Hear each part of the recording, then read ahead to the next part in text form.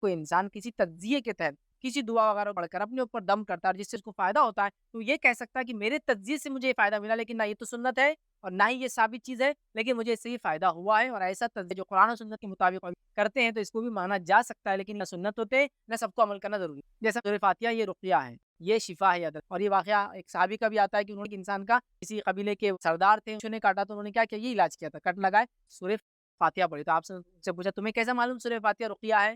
لیکن آپ کو یہ کہے کہ کسی کو بچھو نے کاٹا اور اس کو علاج کے طور پہ سورہ فاتحہ پڑھی گئی، وہ کہے اور میں سورہ فاتحہ 3 بار پڑھتا تو میں نے کو لگا پیشنٹ کو فائدہ ہو رہا ہے، میں سورہ فاتحہ کو 5 بار پڑھ رہا ہوں تو ایسا لگ رہا ہے پیشنٹ کو زیادہ فائدہ ہو رہا ہے، میں سورہ فاتحہ کو 7 بار پڑھ رہا ہوں یہ لگ رہا ہے، تو یہ اس کا اپنا ذاتی تجزیہ ہے، نہ یہ سنت ہے نہ وہ دعویٰ کریں گے چونکہ میں نے پڑھا یہ فائدہ ہوا تو یہی طریقہ صحیح ہے۔ لیکن آپ نے جو جنرل پوچھا برکت کے لوگ کہتے ہیں 100 بار یہ پڑھو، درود شریف 80 بار پڑھو، اگر ثابت ورنہ بدعت، سمجھ رہے آپ؟ لیکن علاج معالجہ کے اندر اس طرح سے اگر کچھ جس کو ایک علاج کرنے والا جو قرآن حدیث کا ماننے والا تجزیہ کرے اور تجزیہ کرنے کے بعد وہ یہ نہ سمجھے ایسا کرے تو ہی فائدہ ہوتا، بلکہ ایسا کرنے سے دیکھا گیا فائدہ ہو رہا ہے، لیکن باقی جگہ جہاں ذکر و اذکار کر جہاں بتائے گئے چھوڑ کر، جیسا کہ درود صبح 10 وقت اور شام میں 10 وقت پڑھنے کی فضیلت آتی ہے، آپ 10 سے زیادہ پڑھو تو الگ بات ہے، لیکن آپ یہ نہیں بول سکتے 20 بار پڑھنے کا اتنا ہے، 30 بار پڑھنے کا اتنا ہے، 40 بار پڑھنے کا اتنا ہے، چونکہ یہ سب ثابت نہیں آتا۔ اس چیز کا آپ کو دھیان رکھنا ہوگا، جو ثابت شدہ ہے وہی کیجیے، آپ ثابت ہو الفاظ بھی اور ثابت ہو اس کی تعداد بھی، اور اگر تعداد ثابت نہیں تو پھر آپ جتنے بار پڑھنا چاہیں پڑھ سکتے ہیں، کوئی حرج نہیں۔ وہ معصور دعائیں جن کے ذریعے حفاظت کی جاتی ہے، جس کے ذریعے رسول اللہ نے اپنی حفاظت کی اور دوسروں سے کہا یہ پڑھا کرو، اس سے اللہ حفاظت کرتا ہے، معصور دعائیں کہتے ہیں ان کو۔ وہ کون کون سی دعائیں؟ بالخصوص آپ صلی اللہ علیہ وسلم کا یہ معمول تھا اور آپ کے تعلق سے آتا ہے کہ اللہ کے رسول صلی اللہ علیہ وسلم، یہ احمد کی روایت ہے کہ آپ صلی اللہ علیہ وسلم اپنے جسم کے اوپر نماز کے بعد سورہ اخلاص، قل اللہ احد، سورہ فلق اور سورہ ناس جس کو معوذتین کہتے ہیں یہ پڑھتے اور اس کو دم کرتے۔ دم کہتے ہیں ہاتھ پر ایسا پھونکنا کہ تھوڑا تھوک اڑے، اور رسول اللہ اس کو پھر چہرے سے لے کر اس کا پیچھے کا حصہ اور آگے سے لے کر اس کے پیچھے تک کرتے، اور ایسا ہر نماز کے بعد آپ 3 بار کرتے، جبکہ ہم جانتے ہیں اللہ کے رسول صلی اللہ علیہ وسلم کی حفاظت فرشتے کرتے تھے، آپ پہ کوئی نفسیاتی اور روحانی مرض حاوی نہیں ہو سکتا تھا، اس کے باوجود امت کو تعلیم دینے کے لیے آپ یہ کام کرتے تھے، تعلیم تربیت سکھانے کے لیے کہ دیکھو ایسا کیا کرو۔ اب ہمارے پاس اگر کوئی نماز پڑھ لے تو یوں کر لے تو کہاں سے پرانا بڈھا اٹھ کے آگے پتہ نہیں کیا کر رہا ہے، یہی ہوتا ہے ہمارے پاس ذکر و اذکار اس کی، چونکہ ہم یہ سمجھتے جو چیز ہم کو نہیں معلوم وہ شریعت میں ہے ہی نہیں۔ 3 مرتبہ ماں عائشہ رسول اللہ ہمیشہ کرتے، یہ پڑھنے کے بعد اس طرح سے کرتے، اور بالخصوص سوتے وقت تو 3 بار یہ ضرور کرتے، اگر نماز کے بعد نہ بھی کرتے تو سوتے وقت جو ہے 3 بار پڑھتے اور تینوں بار یوں کر کے اس طرح سے ملتے، اور جہاں جہاں ہو سکتا تھا وہاں وہ ہاتھ کو لگاتے۔ آج سائنس یہ بھی ثابت کر رہی ہے، ایک تھیراپی ہوتی ہے آپ کو اگر معلوم ہو، اس تھیراپی میں کیا ہوتا ہے معلوم آپ کو؟ ایک انسان جو بیمار ہوتا ہے خالی اس کو لے کر ایسا ملا جاتا ہے، دواخانے میں ڈاکٹر سے یوں کرتا ہے، ادھر ملتا ہے، ادھر پھونک کے ادھر ملتا ہے، یہ تھیراپی ہو، شریعت نے دے دیا، پھونکو اور ملو، اس کو بتا دیا یہ ہے طریقہ، ضرورت نہیں ہم کو کسی ڈاکٹر کو بتانے کی کہ یہ طریقہ کیا، شریعت نے بتا دیا یہ ہے، سائنس ثابت کریں گے اس کو دھیرے دھیرے، اور آج کر بھی چکی ہے۔ تھیراپی ہوتی ہے پوری، آپ نیٹ پہ جائیے، مختلف جو الٹرنیٹ میڈیسنس ہے اس میں دیکھیے کہ صرف سہلاتے ہیں، اس سے وہ کہتے ہیں علاج ہوتا ہے، اور واقعی میں اس کے فائدے ہیں۔ رسول اکرم صلی اللہ علیہ وسلم سہلایا کرتے تھے تکلیف کی جگہ کو اللہ کا ذکر کرتے ہوئے، تو ہمارے پاس تو سہلانا ہے، اس کا ذکر بھی معلوم، اب سائنس کو تو وہ تحقیق کر کے نکالنا پڑے گا کہ وہ ذکر کیا ہے، ہمارے پاس تو موجود ہے وہ چیزیں، تاج لوگ تجزیہ کر کے آ رہے ہیں، ہمارے پاس موجود ہے نا۔ کیوں آپ چاہتے ہیں کہ آپ جو اپنی سروں کو جو دیواروں پر ٹکرا کر پھر سر پھوڑ کر واپس آ کے صحیح چیز سیکھیں، جبکہ موجود ہیں؟ آپ کو ڈاکٹر ہی بات بولے تو آپ کو یقین آئے گا، رسول اللہ نے بولی تو ٹھیک ہے دیکھا جائے گا بعد میں کریں گے، ڈاکٹر اگر کوئی بولتے یہ کرو تو آپ دوڑ پڑیں گے، کہ اللہ کے رسول سے زیادہ کیا ڈاکٹر کی اہمیت ہے؟ یہ ایمان کا تقاضا یاد رکھیے کہ جو رسول اللہ نے کیا بس وہی ہے دنیا اور وہی ہے دین۔ تو آج سائنس ثابت کر رہی ہے ان چیزوں کو جو میں آپ کو بتا رہا ہوں، کوئی نئی چیزیں نہیں ہیں یہ سب، آج آپ جدید دور میں اس کو ثابت بھی کر سکتے ہیں اعمال کو سب۔ آئیے اس کے بعد آپ جو کام کریں گے وہ یہ ہے، اسی میں کہ جو دعائیں معصور ہیں اس کے اندر یہ دعا بھی آپ کریں گے کہ اللہ کے رسول صلی اللہ علیہ وسلم جو ہے جب کسی جسم کے کسی اعضاء میں تکلیف ہوتی تو اس اعضاء پر ہاتھ رکھتے اور 3 بار بسم اللہ پڑھتے، اس اعضاء پر ہاتھ رکھتے اور 3 بار بسم اللہ پڑھنے کا حکم دیتے۔ ابھی کبھی ہم نے کیا کہ بھائی تکلیف ہو رہی ہے کہ بسم اللہ بسم اللہ، 3 بار بسم اللہ پڑھتے اس پہ رکھ کر، چاہے ہاتھ ہو چاہے پیٹ ہو، اس کے بعد دوا کیجیے، میں اس سے روک نہیں رہا ہوں آپ پہلا، لیکن شریعت نے جو طریقہ بتایا اس سے نکل شروع کیجیے، اور پھر بہرحال اس کے بعد طب اور میڈیسن اور دواؤں کی طرف جاتے رہیے۔ نبی اکرم صلی اللہ علیہ وسلم نے کچھ مخصوص ذکر بتائے ہیں، میں پورے نہیں رکھوں گا، میں 3 ہی رکھوں گا چونکہ وقت نہیں تھا، لیکن بہت اہم 3 میں نے چن کے رکھے اور جو اتنے آسان ہیں اتنے عام ہیں ہم ہمیشہ کر سکتے ہیں۔ کم از کم ایک ذکر کی مجلس تھی، ایک ذکر کا درس تھا، اور 3 ذکر تو سیکھ کر جائے تاکہ اس کو زندگی میں لاگو کر لیں تو ہمارے لیے فائدے مند ثابت ہوں گے۔ آئیے وہ کون کون سے میں نے 3 ذکر چنے ہیں کہ میں آپ کے سامنے صرف فضائل بیان کرنے میں کتنے اہم ہے اللہ کے ذکر وہ رکھ رہا ہوں، ورنہ بہت سارے اور بھی دعائیں ہیں۔ پہلا جو ہے نبی اکرم صلی اللہ علیہ وسلم فرماتے اور کہتے ہیں ذکر کے تعلق سے اور اس کی اہمیت بتاتے ہیں، اور یہ جو ہے ترغیب و ترغیب میں جو ہے یہ روایت ملتی ہے جو کہ صحیح روایت ہے. آپ صلی اللہ علیہ وسلم فرمایا اور کہا اور فرمایا اور حدیث کے الفاظ اس طرح سے فرمایا. آپ نے فرمایا ارشاد فرمایا کہ جو شخص 10 مرتبہ ان کلمات کو پڑھے. کیا فرمایا؟ جو شخص ان کلمات کو 10 مرتبہ پڑھتا ہے. وہ کلمات کیا ہیں؟ لا الہ الا اللہ وحدہ لا شریک لہ لہ الملک ولہ الحمد وہو علی کل شیء قدیر.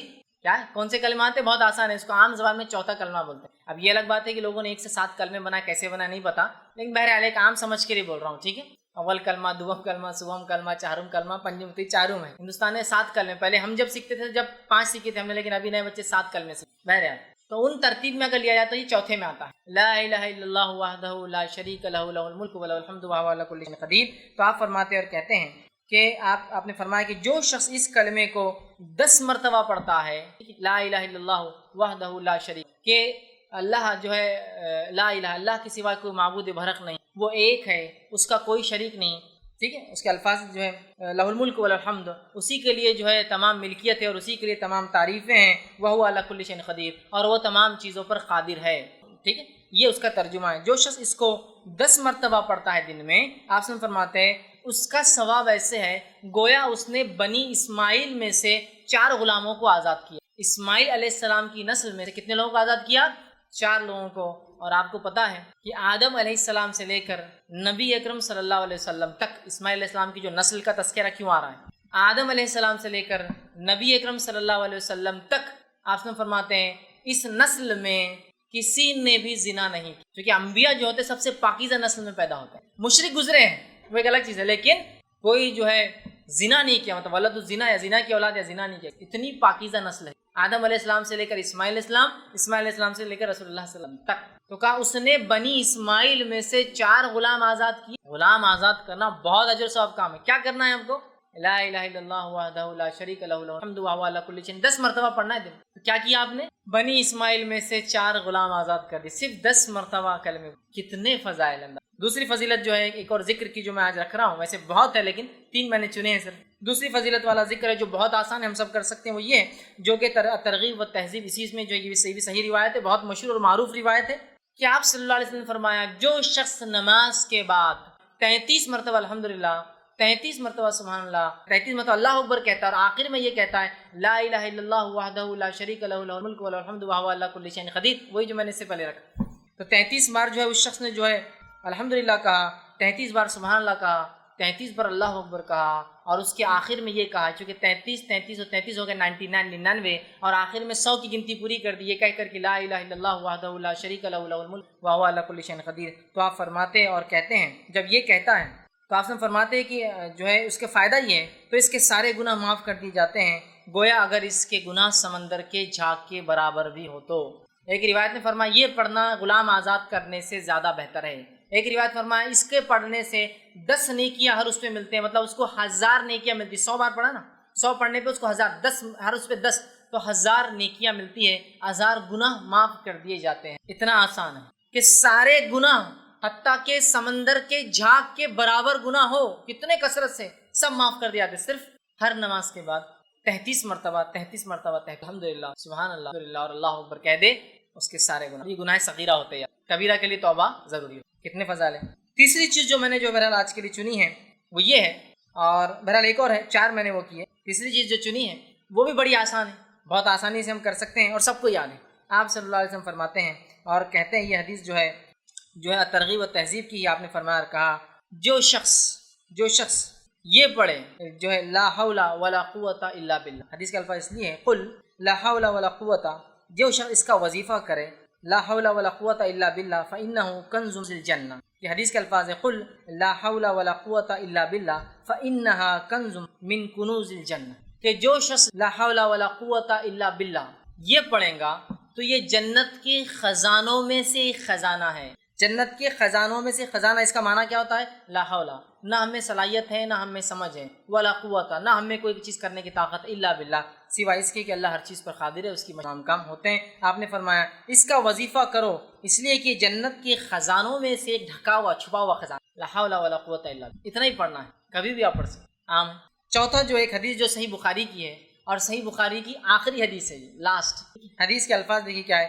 کلمتان حبیبتان الی الرحمن، دو کلمے ایسے ہیں جو رحمان کو بڑے پسند ہیں. خفیفتان علی اللسان، بہت آسان ہے انسان کی زبان پہ، بڑے ہلکے ہوتے ہیں زبان کے اعتبار سے. ثقیلتان فی المیزان، لیکن بہت وزنی بھاری ہوں گے روز قیامت میزان کے اندر.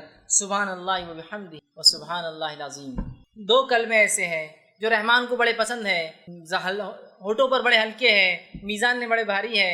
سبحان اللہ و سبحان اللہ، دو ہی کلمے. کس کو یاد نہیں؟ سب کو یاد ہے، بس اٹھتے بیٹھتے سوتے جاگتے جب یاد آئے سبحان اللہ و بحمدہ سبحان اللہ پڑھ دیجیے، ہوگی. سمجھ رہے آپ؟ تو یہ بڑی اہمیت کے حامل ہیں، اور کتنے فضائل ان کے دیکھیے آپ بتائے جا رہے ہیں ان کے پڑھنے کے بارے میں. اور یہ بہت آسان عمل ہے، یاد رکھیں. تو ہم اللہ کے معاملے میں بہت محتاط رہیں. سورہ نمبر 17 اس کی آیت نمبر 82 تلاوت کی. اللہ فرماتا ہے وَنُنَزِّلُ مِنَ الْقُرْآنِ مَا هُوَ شِفَاءٌ وَرَحْمَةٌ، کہ ہم نے جو قرآن کو نازل کیا اس کے اندر جو ہے مومنوں کے لیے شفا اور رحمت ہے. وَلَا يَزِيدُ الظَّالِمِينَ إِلَّا خَسَارًا، اور ظالموں کو اس کے میں خسارے کے علاوہ، ظالموں کو اس سے نقصان کے علاوہ کچھ نہیں. مطلب یہ پتہ چلا کہ اللہ رب العزت نے جو قرآن نازل کیا اس میں شفا ہے، یاد رکھیں. اور شفا جسمانی، شفا نفسیاتی یا روحانی، جس میں دونوں ہی شفا قرآن میں. ایک آدمی جس پہ کوئی جن حاوی ہو یا مریض ہو کسی بیماری کا، ذہنی اعتبار سے آپ قرآن پڑھیے، آپ دیکھیں گے اس کو سکون و اطمینان ملتا. تو یہ روحانی شفا بھی ہے. اسی طرح جسمانی شفا بھی ہے. بہت ساری بیماریوں میں نبی اکرم صلی اللہ علیہ وسلم نے قرآن کو پڑھنے کی تاکید کی. قرآن کے فضائل میں یہ تمام باتیں بہرحال آ سکتی ہے. آپ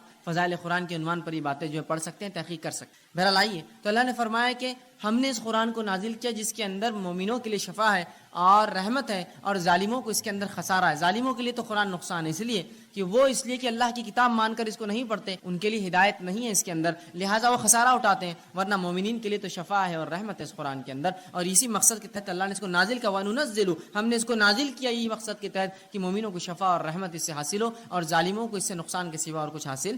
اسی طرح نبی اکرم صلی اللہ علیہ وسلم ایک فرمان سنن ابن ماجہ کی ایک حدیث میں نے آپ کے سامنے تلاوت کی. اللہ کے رسول صلی اللہ علیہ وسلم فرمایا کہ اللہ رب العزت نے ایسی کوئی بیماری نہیں جس کو نازل کیا. اس حدیث سے پتہ چلتا ہے کہ بیماری اللہ کی طرف سے آتی ہے. رسول اللہ فرماتے ہیں ان اللہ لم ينزل، کہ ایسی کوئی بیماری نہیں ہے جس کو اللہ نے نازل کیا لیکن اس کی شفا، اس کی دوا بھی نازل کر دی، اس کا علاج بھی نازل کر دیا. شفان فتداؤ، تو لہٰذا تم دوا کرو، علاج کرو. تو یہاں اس حدیث میں نبی اکرم صلی اللہ علیہ وسلم وضاحت کر دی کہ ایسی کوئی بیماری نہیں ہے جس کو اللہ نے نازل کیا ہو. تو پتہ چلا بیماریاں آسمان سے آتی ہے، اللہ بیماریاں دیتا ہے لوگوں، لیکن اس کا علاج بھی اتارتا ہے ان بیماریوں کے ساتھ.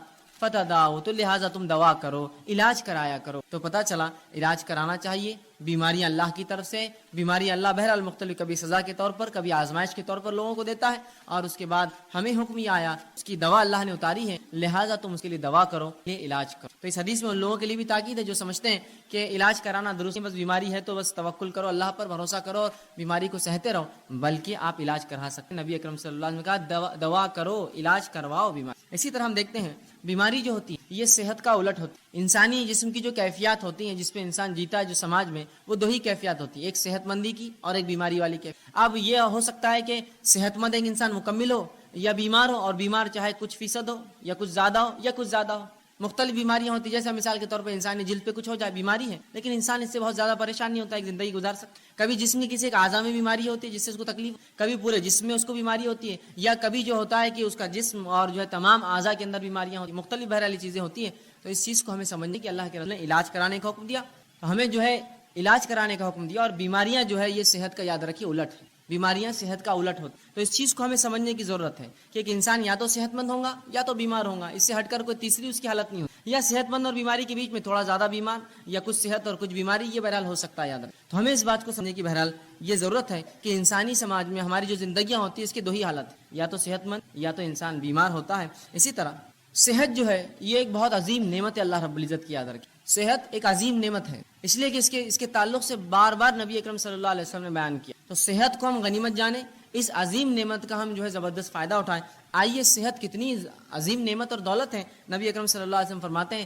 صحیح مسلم کی روایت، آپ نے فرمایا قوی مومن بہتر ہے اس اور اللہ کے نزدیک زیادہ محبوب ہے بنسبت اس کے جو کمزور مومن ہیں. قوی مومن جو جسمانی اعتبار سے طاقتور مومن ہے، اللہ کے نزدیک زیادہ محبوب ہے بنسبت اس کے جو کمزور مومن ہے. حالانکہ خیر دونوں میں ہے، خیر دونوں مومن میں، اس لیے کہ دونوں ایمان والے، لیکن جو طاقتور ایمان والا ہے وہ اللہ کے نزدیک بہتر ہے. سوال یہ ہے طاقتور ایمان والا اللہ کے نزدیک کیوں بہتر ہے؟ اس لیے بہتر ہے اللہ کے نزدیک ایک طاقتور، اس لیے کہ جب اس میں طاقت ہوتی ہے جسمانی اعتبار سے تو وہ ڈٹ کر نوافل ادا کرتا ہے، ڈٹ کر کماتا ہے تو ڈٹ کر زکوٰۃ ادا کرتا ہے، اللہ کے گھر کا حج کر سکتا ہے اس لیے کہ صحت ہو تو پھر حج کریں گا, بیمار آدمی کے لیے بہت مشکل. اللہ کے گھر کے طواف اور عمرے کر سکتا ہے, اور بہت سارے فائدے یاد رکھیے ایسا شخص جو ہے اٹھا سکتا. تو لہٰذا اس لیے فرمایا ایک قوی مومن اللہ کے نزدیک زیادہ محبوب ہے بنسبت کمزور مومن کے. حالانکہ خیر دونوں میں ہے, اچھائی دونوں میں ہے, برے کوئی بھی نہیں ہے, لیکن طاقتور مومن صحت مند مومن کو فوقیت حاصل ہے کمزور مومن پہ, یاد رکھیں. اسی طرح صحت کی اہمیت بتاتے ہوئے نبی اکرم صلی اللہ علیہ وسلم فرماتے ہیں, جامع ترمذی کی روایت ہے, اس حدیث کو اگر ہم سمجھ لیں تو انشاءاللہ عزیز بڑا فائدہ اٹھا سکتے اپنی صحت. آپ صلی اللہ علیہ وسلم فرماتے ہیں اور کہتے ہیں اللہ کی دو نعمتیں ایسی ہیں جس کا بہت سے لوگ فائدہ نہیں اٹھاتے. کیا فرما رہے نبی اکرم صلی اللہ علیہ وسلم؟ اللہ کی ایسی بہت ساری نعمتیں ہیں جن کا مومن فائدہ نہیں اٹھا. مطلب پتہ ہی چلا کہ اس کا فائدہ اٹھاؤ, اگر الگ انداز میں بلایا تو مانا ہی فائدہ اٹھاؤ. تو اللہ کی بالخصوص دو نعمتیں ایسی ہیں جس کا ہم لوگ جو ہے فائدہ کم اٹھاتے نہیں اٹھاتے. اور فرمایا پہلا صحت. دو چیزیں نعمتیں اللہ کی ایسی ہے جس کا لوگ فائدہ نہیں اٹھاتے, اور خطاب ہم مسلمانوں سے. پہلا صحت کا فائدہ اٹھانا چاہیے, اس لیے کہ دوسری کی روایت میں جامع ترمذی کی آپ نے فرمایا صحت کا فائدہ اٹھا لو اس سے پہلے کہ بیماری آ جائے. تو صحت کا فائدہ نہیں اٹھاتے آپ فرما رہے. دوسرا جو نعمت اللہ کی جس کو ہم ضائع کرتے ہیں وہ کیا ہے؟ آپ فرماتے ہیں دوسرا والفراغ اور خالی وقت. یہ دو نعمت اللہ کی عظیم نعمت ہیں, ایک صحت اور خالی وقت. اور رسول اللہ فرماتے ہیں ان دو کا مومن فائدہ نہیں اٹھا. اور واقعی میں بات کتنی سچ ہے کہ جب اللہ ہمیں صحت دیتا ہے تو ہم کوئی کام نہیں کرتے ہیں, جب بیماری آتی تو ذکر و اذکار, صدقات, نوافل سب کا ہمیں جوش جاگ جاتا ہے. جب صحت تھی کیوں نہیں فائدہ اٹھایا؟ جب ذکر و اذکار کرتے, جب نمازیں پڑھتے, قیام کرتے, اہتمام کرتے, اس لیے کہ جب اللہ نے طاقت دی تھی. یا پھر جوانی تو چھوڑ دیتے ہیں, جوانی جب گزر جاتی ہے اور بڑھاپے میں پھر تمام اعمال کرنے کی کوشش کرتے جو جوانی کی عبادتیں. یقیناً شریعت یہ نہیں کہہ رہی کہ بڑھاپے کی عبادتیں قبول نہیں ہوتی, لیکن جوانی کی عبادتیں زیادہ مطلوب ہے بڑھاپے کے مقابلے میں, اس لیے کہ یہاں انسان ینگ ہوتا ہے, اس میں جوش ہوتا ہے اور بہت سارے ایسے کام کر سکتا ہے جو عمر نہیں کر سکتا ہے بڑھاپے کی عمر. تو کہا دو ایسی نعمتیں ہیں جس کا انسان فائدہ نہیں اٹھاتے, لوگ فائدہ نہیں اٹھاتے, مسلمان نہیں اٹھا رہے ہیں. ایک صحت اور دوسرا الفراغ اور خالی وقت. کتنی صحیح بات کہی. آج کتنا خالی وقت ہمارے نوجوانوں کے پاس ہے, لیکن کیا اس کا استعمال ہو رہا ہے؟ نہیں ہوتا ہے. کہاں ہوتا ہے؟ لوگ کہتے ہیں میں مصروف ہوں, لیکن مصروفیت کیا ہے؟ 2 گھنٹے 4 گھنٹے کہیں جا کے اور اس کے بعد خالی وقت بیٹھے ہیں, کبھی کھا رہے ہیں, کبھی کھیل رہے ہیں, کبھی بیٹھ رہے ہیں, کبھی چائے کی دکان پہ, کبھی حقوق پارلر کے اندر ہے, تو کبھی جم میں پڑے ہوئے, تو کبھی سوئمنگ پول پہ خالی وقت گنوا رہے ہیں, تو کبھی گھومنے پھرنے جا رہے ہیں. گویا اگر ایک انسان پورا 1 مہینہ اپنا شیڈیول نکالے, اپنا ٹائم ٹیبل بنائے, تو دیکھیں اس کے اندر سے میں سمجھتا ہوں بمشکل ہر روز 2 سے 3 گھنٹے ایسے جو واقعی میں جینوین یقینی طور سے وہ جو کچھ کام کرتا ہے, باقی سب رکامہ ہوتا ہے, خالی ہوتا ہے, اور فالتو کاموں کو وہ کام سمجھتا ہے. تو کتنی صحیح بات آپ صلی اللہ علیہ وسلم فرمائی. 2 نعمتیں ہم ضائع کرتے ہیں, ایک صحت, دوسرا خالی وقت. تو صحت کا استعمال کر لیجئے اس سے پہلے بیماری آئے, خالی وقت کا استعمال کر لیجئے اس سے پہلے کہ اللہ ایسی مصروفیت دے پھر آدمی خالی ترستا رہے, کاش کہ یہ ٹائم ہوتا تو یہ کرتا, کاش یہ وقت ہوتا تو یہ کام کرتا. 2 نعمتوں کا رسول اللہ فرماتے ہیں. تو پتہ چلا صحت بڑی عظیم نعمت ہے, تبھی کہا جا رہا ہے کہ ان 2 نعمتوں کا لوگ فائدہ نہیں اٹھاتے ہیں. اسی طرح جامع ترمذی کی روایت ہے, آپ صلی اللہ علیہ وسلم فرماتے ہیں, بہرحال جو پہلی حدیث میں نے اس سے پہلے بیان کی وہ صحیح بخاری کی روایت تھی. جامع ترمذی کی روایت ہے, آپ صلی اللہ علیہ وسلم فرماتے اور کہتے ہیں اللہ کی نعمتوں میں سے جن کا سوال روز محشر سب سے پہلے ہونے والا ہے. اللہ کی نعمتوں میں جس کا سوال قیامت کے روز, آپ صلی اللہ علیہ وسلم فرماتے ہیں کہ قیامت کے روز جو اللہ رب العزت کی نعمتیں ہیں جن کے تعلق سے سوال کیا جائے گا, اور سب سے پہلے جس کا سوال کیا جائے گا, آپ فرماتے اور کہتے ہیں کہ سب سے پہلے اس سے پوچھا جائے گا کہ کیا میں نے صحت مند جسم نہ دیا تھا.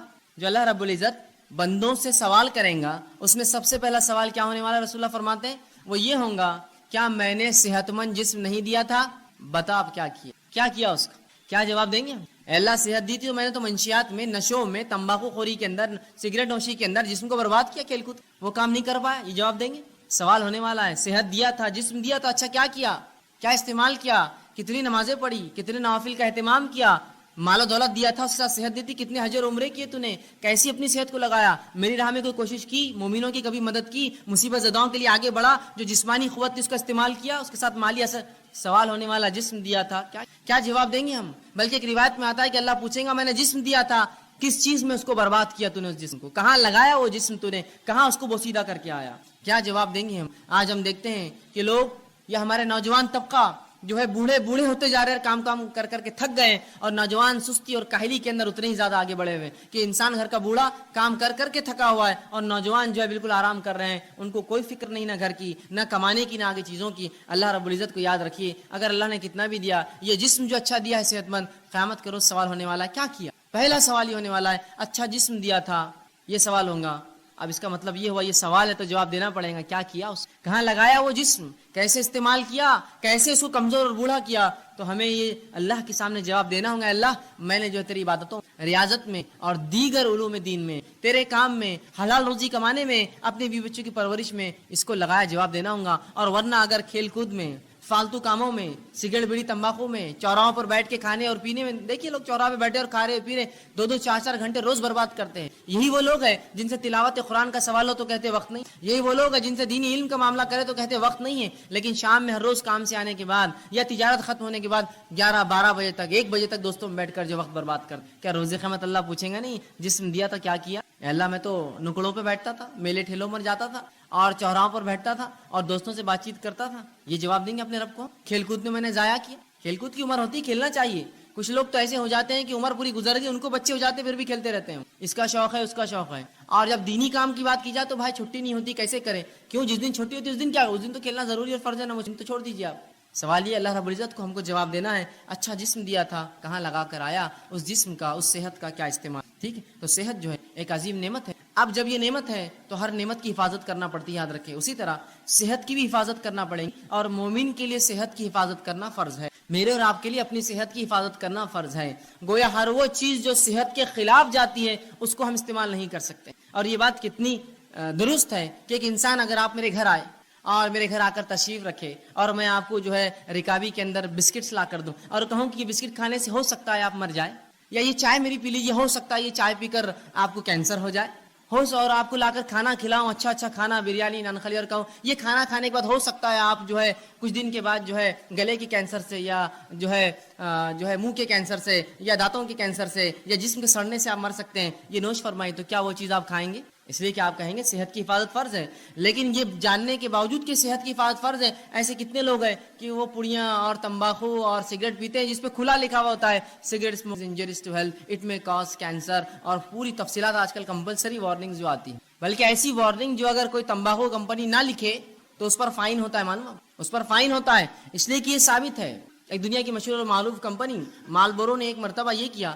کہ وہ اپنی سگریٹ کی ڈبی پر لکھتا نہیں تھا اشتہار، اور اس نے کئی زمانے تک فروخت کی. ایک خاتون کو اس سے کینسر ہوا، وہ پیتی تھی اس لیے کہ اس پہ لکھا نہیں تھا، اس کو لگا یہ سیف ہے کینسر، اس نے اس کو پیا، اس کو کچھ سالوں کے اندر کینسر ہوا. اس نے اس پہ جو ہے اس کمپنی پہ جو ہے کیس جو ہے ڈال دیا، کہا کہ یہ کمپنی لکھا کیوں نہیں جب اس میں اتنی خطرناک چیزیں تھیں جس سے میں بیمار ہو سکتی ہوں. کمپنی کو بہرحال اس سے کمپلائن کرنا پڑا، وہ کیس جیتی اور اس کو $32 بلین اس نے جو ہے اس کمپنی کو پے کرنا پڑے، اسے ایک اکیلی خاتون، $32 بلین کا، اور اس کو ملا پورا پیسہ.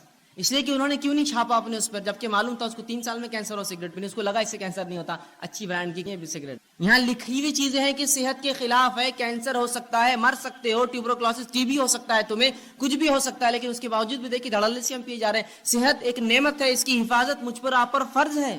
وہ بسکٹ میرے گھر کے آپ نہیں کھائیں گے جس کو میں کھلاتے وقت کہوں اس سے کینسر ہو سکتا ہے، اس سے بیمار ہو سکتا ہے، اس سے ٹی بی ہو سکتا ہے، پھر کیسے ہم استعمال کرتے ہیں اپنی نفس پہ حاوی ہونے دے جو اتنی نقصان دہ. اور صحت کی حفاظت فرض ہے، تو یاد رکھیے اپنی صحت کی حفاظت اور دوسروں کی حفاظت ہم کو کرنا ہے. یہ نہیں کہ ہم اپنی صحت کی حفاظت کر دوسروں کو نقصان پہنچائیں. یہ بات ان کے لیے بھی ہے جو لوگ اللہ کی جو نعمت صحت ہے اللہ دیتا ہے تو اس کو خراب کاموں میں استعمال کرتے ہیں اور بوسیدہ کرتے ہیں، اور یہ نہیں دیکھتے کہ اس سے صحت کا کیا نقصان ہے. یاد رکھیے صحت کی حفاظت فرض ہے، اس لیے کہ اللہ کی دی گئی نعمت ہے، اور اگر صحت نہ ہوئی تو کوئی عبادت آپ اور میں نہیں کر سکتے. سوچی مت کہ ہم کبھی عبادت کر پائیں گے زندگی بغیر صحت کی. عبادت کیسے کریں گے بتائیے؟ روزہ رکھنا ہے، صحت نہیں. زکات وہ دیں گا جو کمائیں گا، بیمار کما نہیں سکتا. نماز پڑھنا ہے، صحت نہیں، فرض مشکل سے ہوتی ہے تو نوافل اور دیگر نمازیں کیا پڑھوں. صحت ہر چیز کے لیے ضروری ہے، یاد رکھ. ایک مومن کے لیے تو اور زیادہ اس کی اہمیت بڑھ جاتی ہے، جو دنیا میں آیا ہی اللہ کی عبادت کے لیے، اس کے لیے تو صحت بڑی افضل ہے. تو صحت کی حفاظت میرے اور آپ کے لیے فرض ہے، اس کو خامخواہ برباد اور ضائع ہم لوگ نہ کریں. اسی طرح صحت کی حفاظت کے لیے شریعت نے اتنے احکامات جاری کی. مثال کے طور پر صحت کی حفاظت کرو، طہارت کیا. طہارت کرنا مطلب وضو کرنا، غسل کرنا، پیشاب پاخانے کے لیے پانی کا استعمال کرنا. یہ صحت کے لیے تو ہے تاکہ انسانی زندگی محفوظ ہے، گندگی سے پاک، گندگیوں سے بیماریاں آتی ہیں. صحت کے لیے دیکھیں کتنا خیال ہے، کہا طہارت کا حکم دیا. اسی طرح جو ہے کھانے پینے میں حرام اور حلال کی تمیز بتائی کہ دیکھو یہ حلال ہی حرام ہے. حرام چیزیں تمام صحت کے لیے نقصان دہ، حلال چیزیں تمام فائدے مند. تو کہا یہ حلال ہی حرام ہے. تو دیکھیے یہاں بھی شریعت نے تاکید کی صحت کی حفاظت کے لیے. اسی طرح جو ہے ایسے کاموں سے انسانی جسم کو روکا، انسانوں کو روکا جو اس کے جسم کو ہلاک کر سکتے ہیں، جیسے زنا اور دیگر اور ایسے کام جو غلط بدفعلی انسان شرمگاہ سے کر سکتا. کہا یہ تمام کام بہت خطرناک ہوتے ہیں. آج انسانیت دیکھ رہی جن لوگوں نے جو ہے یہ سمجھا کہ یہ جو رشتے ہوتے ہیں، یہ جو نکاح ہوتے ہیں، سب فالتو چیزیں، بس انسانی زندگی ایسی ایسا جانور ہوتا ہے، بس گزارو. جہاں چلا منہ مار دو، جہاں چلا شمگا کا کسی کے ساتھ استعمال کر لو. آج دیکھیے کتنی بدترین بیماریوں میں ملوث. کسی کو ایڈز ہے تو آج کل STDs جو ہوتے ہیں سیکچولی ٹرانسمیٹڈ کی بھرمار. تو کہا زنا کے قریب نہ جانا. دیکھیے صحت کی حفاظت کے لیے کہا نا، زنا کرو گے تو اتنی گندی گندی بیماریوں میں ملوث ہو جاؤں گے. تو صحت کی حفاظت کی. اسی طرح اچھا کھانا کھانے کا حکم دیا کہ اچھا کھانا کھاؤ، حلال اور طیب چیزیں کھاؤ. اسی طرح جو ہے کثرت کرنے کا حکم دیا کہ صحت کو اچھا رکھو، جس کے لیے کثرت ورزش کیا کرو. اسی طرح کھیل کود کا بھی حکم دیا، وہ کھیل کود جو انسانی جسم کو اور سماج کے لیے فائدے مند ہوتا ہے، جیسا گھڑ سواری ہو سکتا ہے، آرچری ہو سکتا ہے، شوٹنگ ہو سکتا ہے، جو انسانی نفس کو فائدہ دے، کچھ اس میں جو ہے ایسے ہنر پیدا کرے جو فائدے مند ہے. تیرنا سیکھے، یہ سب اچھی چیزیں. سائیکلنگ کرے، رننگ سیکھے، یہ سب انسانی. تو کثرت کا حکم دیا، کھیل کود کا حکم دیا، اور بہت ساری ایسی دیگر احکامات سنائے تاکہ ایک مومن صحت مند. صحت کا شریعت نے بڑا خیال رکھا، اور اسی کے لیے حرام حلال، اچھا اور برے کی تمیز رکھی. یہاں مت جاؤ، یہاں جاؤ، یہ مت کرو، یہ کرو. یہ سب صحت کے لیے. طہارت کرو، طہارت لیا کرو. یہ تمام چیزیں میری اور آپ کے صحت کے لیے. صحیح مسلم کی ایک روایت آتی ہے، نبی اکرم صلی اللہ علیہ وسلم فرماتے ہیں اور کہتے ہیں کتنا دیکھیے اس امت کے صحت کا آپ نے خیال رکھا. اور رسول اللہ فرماتے ہیں، یہ غائب کے علم میں سے آپ فرماتے ہیں، برتن کو اور پانی کی جو تھیلیاں ہوتی تھی اس زمانے میں چمڑے میں پانی بھرا جاتا تھا، تو اس کو رات میں باندھ کر رکھا کرو. اس لیے کہ سال میں کوئی ایک دن ایسا ہوتا ہے کہ اللہ رب العزت آسمان سے بیماری نازل کرتا ہے، اور وہ بیماری جو ہے آسمان سے اترتی ہے، اور ایسی کسی کھلی چیز کو جب پاتی ہے جس کا ڈھکن رکھا نہ گیا ہو، کوئی کھانے کا برتن جس پہ ڈھکن نہ ہو اس کا منہ بند نہ ہو، یا کوئی پانی کا ایک برتن ہو جس کا منہ بند نہ ہو، تو اس میں داخل ہو جاتی ہے. کیا فرمایا آپ نے؟ یہ بھی غائب کا معاملہ ہے. آپ یہ کہہ سکتے ہیں بیماری تو جراثیم پھیلاتے ہیں، اور جراثیم تو کہیں بھی جا سکتے ہیں. یہ غائب کا اس لیے میں نے پہلے کہہ دیا. اللہ بیماری کو جب نازل کرتا ہے، رسول اللہ فرماتے ہیں ہر روز اپنے برتنوں کو کھانے کی ڈھکا کرو اور پانی پینے کی چیزوں کو بند رکھا کرو. اس لیے کہ سال میں ایک دن ایسا ہوتا ہے جب اللہ آسمان سے بیماری کو نازل کرتا ہے، اور وہ بیماری جو انسانوں میں آتی ہے، اور ہر وہ کھلی چیز، کھلا برتن اور کھلا پانی کا جو حصہ ہوتا ہے اس میں داخل ہو. تو کہا کھانے پینے کی چیزوں ڈھک کر رکھو. ویسے بھی کھانے پینے کی چیزوں کو آپ ڈھکیں گے تو یہ بیماری سے تو آپ بچے ہی رہیں گے، ساتھ میں گندگیوں سے، مکھی مچھر سے، غلاظت سے، دھول مٹی سے، اور پتہ نہیں کیا کیا کتنے فائدے ہیں. تو آپ سال بھر ڈھکے رکھیں. تو ایک دن کب آئیں گا نہیں پتا ہے، تو گویا سال بھر ڈھکیں گے، مطلب سال بھر اپنے کھانے اور پینے کی حفاظت کرو، کھلا مت چھوڑا کرو، گندگی مت داخل ہونے دو. دیکھیے کتنا جو ہے شریعت نے حفاظت کی صحت کی ایک مومن کر ایک مسلمان. اسی طرح بیماری جو ہوتی ہے وہ صحت کی الٹ ہوتی ہے. اب بیماری کیا ہے؟ بیماری کو ہم یوں کہہ سکتے ہیں، اس کی تعریف یوں دے سکتے ہیں کہ انسانی جسم میں کوئی اعضا میں تکلیف ہو یا کمی ہو یا بگاڑ آ جائے. پورے انسانی جسم میں یا کسی ایک اعضا میں کوئی تکلیف ہو یا بگاڑ آ جائے، یہ بیماری ہوتی ہے. انسانی جسم میں مطلب پورے شریر میں، پورے جسم میں، یا کسی ایک اعضا میں، ہاتھ، پیر، سر، کان، ناک، منہ، گلا، انگلیاں، کچھ بھی ہو سکتا ہے. کسی ایک اعضا میں کوئی تکلیف ہو یا اس میں کوئی بیماری ہو، اس چیز کو یا اس میں کوئی بگاڑ آ جائے یا کمی آ جائے، اسے بیماری کہا جاتا ہے. سر درد ہو رہا ہے، بلڈ پریشر ہے، شوگر ہے، یہ پورے جسم کی بیماریاں. ہاتھ میں تکلیف ہے، ہاتھ کھینچتا ہے، پیر میں فلاں ہے، انگلیاں خراب ہو جا رہی ہے، فلاں ہوتا ہے، کان میں، تو یہ اعضا کی بیماریاں. تو کوئی بھی چاہے پورے جسم میں کوئی چیز ہو تکلیف دے یا جو ہے کسی اعضا میں، اسے بیماری کہا جاتا ہے. اسی طرح بیماری جو ہوتی ہے یہ مومنوں کے لیے آزمائش ہوتی ہے. بیماری مومنوں کے لیے آزمائش. اور اللہ رب العزت مومنوں کو کیوں آزماتا ہے؟ وہ اس لیے آزماتا ہے تاکہ جانے، جانچے، پرکھے کہ جب ہم دعویٰ کرتے ہیں ایمان کا تو کتنے سچے ہم دعوے میں، اور جب اللہ اس دعوے کے مطابق آزمائش کرتا ہے تو کتنے کھرے اس آزمائش میں ہوتے. تو اللہ رب العزت مومنوں کو آزماتا ہے بیماری کے ذریعے. تو یاد رکھیے مسلم کی روایت ہے، صحیح مسند احمد کی، آپ صلی اللہ علیہ وسلم فرماتے ہیں مومن کا معاملہ بڑا عجیب ہے. جب اللہ اسے فراوانی دیتا ہے، خوشحالی دیتا ہے، تو اللہ کا شکر بجا لاتا ہے، یہ اس کے لیے خیر ہے، ثواب کا باعث ہے. اور جب اللہ تنگ دستی دیتا ہے، مصیبت دیتا ہے، پریشانی دیتا ہے، بیماریاں دیتا ہے، تو تب صبر کرتا ہے، یہ اس کے لیے خیر اور باعث کا معاملہ ہوتا ہے. اور یہ معاملہ سوائے مومن کے کسی اور کا نہیں ہوتا. مطلب مومن کے تمام معاملے خیر اور برکت والے ہیں کہ اگر اللہ نے فراوانی دی اللہ کا شکر ادا کرتا ہے، اس کا اجر پاتا ہے. اللہ نے تنگ دستی دی، مشکل دی، بیماری دی، تو اس پر صبر کرتا ہے، اور ان دونوں کے اندر وہ جو ہے بدلہ پاتا ہے. اسی طرح سنن ابن ماجہ کی روایت ہے، آپ صلی اللہ علیہ وسلم فرماتے ہیں سب سے زیادہ جو لوگ انسانوں میں آزمائے جاتے ہیں، سب سے زیادہ جو لوگ انسانوں میں آزمائے جاتے ہیں وہ سب سے پہلے ہوتے ہیں انبیاء علیہ الصلوۃ والسلام. یہ سب سے زیادہ آزمائے جاتے ہیں. دوسرا فرمایا علماء حق، یہ دوسرے نمبر پہ جو آزمائے جاتے ہیں. تیسرا فرمایا صالحین اس امت کے نیک لوگ یہ تیسرے نمبر پہ آزمائے جاتے ہیں. اور فرمایا ان میں سے کچھ ایسے گزرے ہیں پچھلی قوموں میں، انبیاء، علماء حق اور صالحین، کہ جن کو ایسی بیماریاں اللہ نے دی کہ جن کے جسم میں کیڑے پڑ گئے. بیماری آزمائش ہے، ان کے جسم میں کیڑے پڑ گئے. صالحین اور ان نیکوکاروں کے اس حد تک بیمار ہوئے کہ اس بیماری میں ان کا انتقال ہو گیا. اسی طرح کچھ ایسے تھے اللہ نے ایسی غربت دی، اتنا غریب بنایا کہ سوائے ٹاٹ کے کپڑے، کھدر جو موٹے کپڑے ہوتے پہننے کے ان کے پاس نصیب نہ تھا.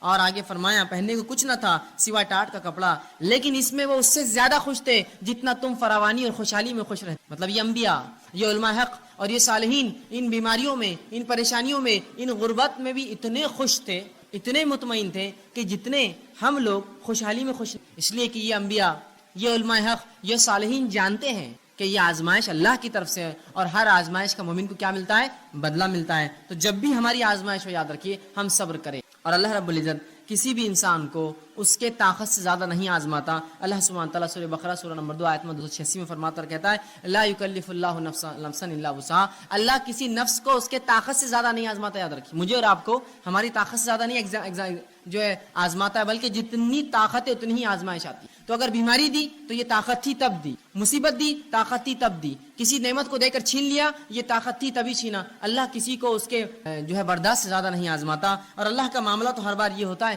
سورہ بقرہ سورہ نمبر 2 آیت 175 میں فرما اور کہا یرید اللہ بکم اليسر ولا یرید بکم العسر، کہ اللہ رب العزت تو تمہارے ساتھ آسانیاں کرنا چاہتا ہے، وہ تمہیں مشکلات میں نہیں ڈالنا چاہتا۔ تو یہ بیماریاں میرے اور آپ کے لیے آزمائش ہے۔ اب جب بھی کوئی بیمار ہو تو ہم صبر کریں، اس لیے کہ صبر کرنے والوں کے تعلق سے سورہ بقرہ سورہ نمبر 2 آیت 156 میں کہا فبشر الصابرین، کہ صبر کرنے والوں کو بشارت دو۔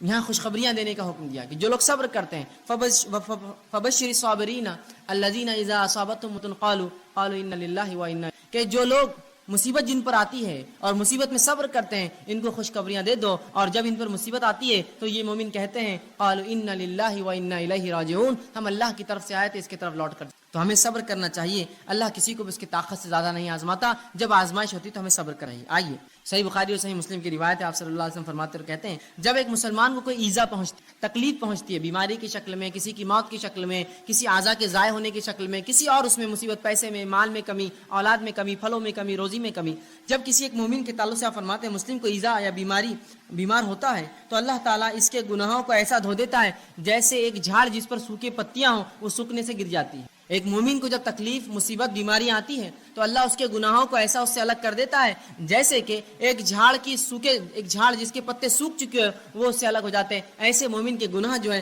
بیماری کی وجہ سے، مشکل اور تکلیفوں کی وجہ سے دور ہو جاتے ہیں۔ تو ہر تکلیف جو مومن کو ہے اگر صبر کرے تو باعث اجر بنتی ہے، اس کے گناہ اس سے جھڑ جاتے ہیں۔ اسی طرح سنن ابو داؤد کی روایت ہے، آئیے وہ لوگ جو بیمار رہتے ہیں، پریشان ہوتے ہیں، پریشان مت ہوئیے، سنیے نبی اکرم صلی اللہ علیہ وسلم کیا فرماتے ہیں اور کہتے ہیں۔ آپ فرماتے ہیں اللہ مسلمانوں کے گناہ بیماریوں کی وجہ سے دھو دیتا ہے، اللہ مسلمانوں کے گناہ بیماریوں کی وجہ سے دھو دیتا ہے، اس حد تک کہ جیسے سونا اور چاندی کے میل کو آگ الگ کر دیتی ہے، بیماریاں مومن سے اس کے گناہوں کو ویسی الگ کر دیتی ہے جیسے آگ سونے اور چاندی کے میل کو الگ کر دیتی ہے۔ آپ جانتے ہیں نا سونے چاندی کو صاف کرنے کے لیے اس کو آگ میں ڈالا جاتا ہے، پگھلنے کے بعد سونا چاندی جو ہے رہ جاتا ہے اور غلاظت اوپر آتی ہے، اس سے نکال لی جاتی ہے۔ تو آپ فرماتے ہیں بیماریاں مومن کو ایسا پاک کرتی ہے گناہوں سے جیسا آگ سونے اور چاندی کے میل کچیل کو نکال دیتی۔ تو جو مومن بیمار ہوتا ہے وہ اس کی طاقت کے مطابق اللہ بیماری دیتا ہے، اسے کام ہے وہ صبر کرے، صبر کرنے کا بدلہ زبردست۔ اسی طرح جب انسان بیمار ہو جائے تو علاج کرانا مستحب اور سنت ہے، یاد رکھیے ہر شخص کوشش کرے علاج موجود ہو تو ضرور علاج کروائے، اس لیے کہ نبی اکرم صلی اللہ علیہ وسلم کی روایت ہے، سنن ابن ماجہ کی حدیث ہے کہ اللہ رب العزت نے ایسی کوئی بیماری نازل نہ کی سوائے اس کے کہ اس کا علاج نازل کیا، تو لہٰذا تم لوگ جو ہے علاج کراؤ، جو خطبے میں نے حدیث آپ کے سامنے دیا۔ تو اس حدیث سے پتہ چلا ہمیں علاج کروانا چاہیے۔ اب جب پتہ چلا علاج کروانا چاہیے، اللہ نے ہر بیماری کا علاج نازل کیا ہے، اب اس معاملے میں کیا احتیاط کرے، کیسے علاج کرے؟ تو آئیے حرام چیزوں سے علاج کرانا یاد رکھیے جائز نہیں ہے، وہ چیزیں جن کو شریعت نے حرام قرار دیا ہے وہ چیزوں سے علاج جائز نہیں۔ اس کے تعلق سے نبی اکرم صلی اللہ علیہ وسلم فرماتے ہیں، طبرانی کی روایت حدیث آپ فرماتے ہیں ان اللہ لم یجعل شفاءکم فیما حرم علیکم، جو چیزیں اللہ نے تم پر حرام کی ہے اللہ نے اس میں شفا نہیں رکھی ہے۔ سمجھ گیا بات کو؟ حرام اشیاء کے اندر اللہ نے شفا رکھی ہی نہیں ہے، اس میں کبھی فائدہ ہو ہی نہیں سکتا، گو تھوڑے وقت کے لیے ایسا لگتا ہو کہ فائدہ ہے لیکن وہ شفا کبھی نہیں دے سکتا، اس لیے کہ رسول اللہ نے فرما دیا جن چیزوں کو اللہ نے تم پر حرام قرار دیا ہے اس میں کسی قسم کی شفا نہیں رکھی ہے۔ تو لہٰذا وہ اشیاء جو حرام ہیں، نشے کی چیزیں ہو سکتی ہے، دیگر اور چیزیں ہو سکتی ہے جو شریعت نے حرام قرار دی، ان کو کر کے ہم یہ نہ سمجھیں کہ اس سے فائدہ ہو سکتا ہے، اس سے شفا مل سکتی ہے، پھر چاہے بیماری جو ہے وہ نفسیاتی ہو یا جسمانی ہو، یاد رکھیں حرام چیزیں کر کے شفا حاصل نہیں کی جا سکتی، رسول اللہ نے اس کی وضاحت کر۔ تو جب بھی اب مجھے اور آپ کو اگر ہم بیمار ہو جائے علاج کروانا ہے تو حلال چیزوں سے علاج کروانا پڑے گا، حرام چیزوں میں اللہ رب العزت نے شفا نہیں رکھی۔ اسی طرح اب کوئی شخص بیمار ہو جائے تو بیمار ہونے کے لیے بعد یاد رکھیے قرآن و احادیث سے جو دم ثابت ہے، جو پڑھ کر پھونکنا چاہیے، دوا کے ساتھ یہ بھی کرنا چاہیے۔ جہاں حرام دواؤں کا استعمال یا حرام اشیاء کا استعمال دواؤں میں درست نہیں ہے، اس میں کوئی شفا نہیں ہے۔ اسی طرح یہ بات یاد رکھیے کہ انسان کبھی کبھار بیمار ہوتا ہے، بیماری ایسی ہوتی ہے کہ اس کو جو ہے جہاں دعا کی ضرورت ہے وہاں دوا اور دعا دونوں کی ضرورت ہوتی ہے، یاد رکھیں۔ آج بہت سارے لوگ اس کی گواہی دیں گے، ایسے بہت ساری تھراپیز نکلی ہے جن تھراپیز میں یہ ہوتا ہے کہ صرف مریض کی آنکھ پر ہاتھ پھیرا جاتا ہے، صرف ہاتھ پھیرا جاتا ہے اور اس سے اس کو فائدہ ہوتا ہے، صرف ہاتھ پھیرتے ہیں، آپ جائیے ان کے پاس خالی ہاتھ پھیرتے، جبکہ نبی اکرم صلی اللہ علیہ وسلم نے اپنی زندگی میں تمام کام کر کے بتا دی. آپ لوگوں کے پاس جاتے، ان پر دعا پڑھ کر دم کرتے اور سہلاتے، وہ اعضاء کے اوپر ہاتھ رکھتے جہاں بیمار ہیں. تو آج بہت سی تھراپیز ایسی بہرحال ڈیولپ ہو رہی ہے، دھیرے دھیرے الٹرنیٹ میڈیسنس آئیں گے مارکیٹ میں، جس میں یہ ہے کہ صرف سہلایا جائے تو اس سے فائدہ ہو رہا ہے لوگوں کو. تو لوگ یہ سوچتے ہیں کہ خالی دم کرنے سے پھونکنے سے کیا فائدہ ہوگا. بہت سارے فائدے ہوتے ہیں، اللہ کے کلام کا اثر ہوتا ہے، نبی اکرم صلی اللہ علیہ وسلم کو جو باتیں اللہ نے بتائی ان کلام میں اثر ہوتا ہے. تو اب اگر کوئی بیمار ہو جائے تو حرام چیزوں سے علاج نہ کرے. دوسرا، انسان اپنے نفس سے دم بھی کرے، سب سے پہلے اللہ سے پناہ طلب کرے اور پھر دنیاوی دوا کی طرف جائے. ہم سے جو کوتاہی ہوتی وہ یہ ہے، ہم جو ہی بیمار ہوتے سب سے پہلے ہم کہتے ہیں کہ ڈاکٹر، بس ڈاکٹر کا نام لے کے بھاگ گئے اور سمجھتے کہ اب ڈاکٹر صاحب نے جو دیا اس سے شفا تو ہونا ہی ہے. سب سے پہلے یہ کہے اللہ تو نے مجھے بیماری دی، مجھے صبر دے، اس بیماری کا اجر دے، اور اپنے نفس کو دم کرے، جو دعائیں بتا گئی وہ کرے اور ساتھ میں دوا بھی کریے. آپ تو ہم دوا کا طریقہ کیا اپناتے ہیں؟ پہلے فوراً بھاگتے ڈاکٹر کے پاس، یہ سمجھتے ہیں مکمل 100% شفا اللہ نے اس کے ہاتھ میں رکھی ہے اور لہٰذا آپ جب یہ دوا دیں گا تو میں جو ہے مشفی شفا یاب ہو جاؤں گا، مجھے اس سے صحت مل جائیں گی. یاد رکھیے غلط. ہمیں سب سے پہلے اللہ پر توکل بھروسہ کر کے، اللہ سے دعا کر کے، وہ تمام باتیں جو نبی اکرم صلی اللہ علیہ وسلم نے قرآن میں بتائی اس کا استعمال کر کے ساتھ میں علاج کروانا ہے. یاد رکھیں، خالی علاج پر آپ بھروسہ کریں گے تو اللہ رب العزت کبھی شفا نہیں دیں گا. اور جو آج ہماری کوتاہی ہوتی ہے، علاج جب ہم بیمار ہوتے ہیں سب سے پہلے سوچتے ہیں دواخانے گئے تو اچھے ہو جائیں گے، بلکہ کچھ لوگ تو نفسیاتی مریض ہوتے ہیں، خالی دواخانے کا چکر بھی مار کے آ تو بالکل ریلیکس ہو جاتے ہیں، بہت اچھا لگ رہا بولتے ہیں. اور کبھی کبھار تو خالی گولیاں آپ دے دیجیے ان کو بھی میٹھی اور کھٹی کھانے کے لیے، بولتے ہیں بہت فائدہ ہو گیا، اتنا فائدہ ہوا کہ اسی کو انتہا نہیں. صرف جو نفسیاتی تھی، اگر آپ خالی نفسیاتی سوچ کر اتنا فائدہ محسوس کر سکتے ہیں تو سوال ہی جب اللہ پر بھروسہ رکھ کر وہ دعاؤں کو آپ دم کریں گے کتنا اللہ فائدہ دیں گا. آدھی بیماری کا مسئلہ تو وہیں حل ہو جاتا ہے. تو کوشش کرے کہ اپنے نفس پہ دم کریں. آئیے وہ تمام باتیں جو نبی اکرم صلی اللہ علیہ وسلم نے بتائی دم کے تعلق سے، مختصر کچھ روایتیں آپ کے سامنے رکھتا ہوں.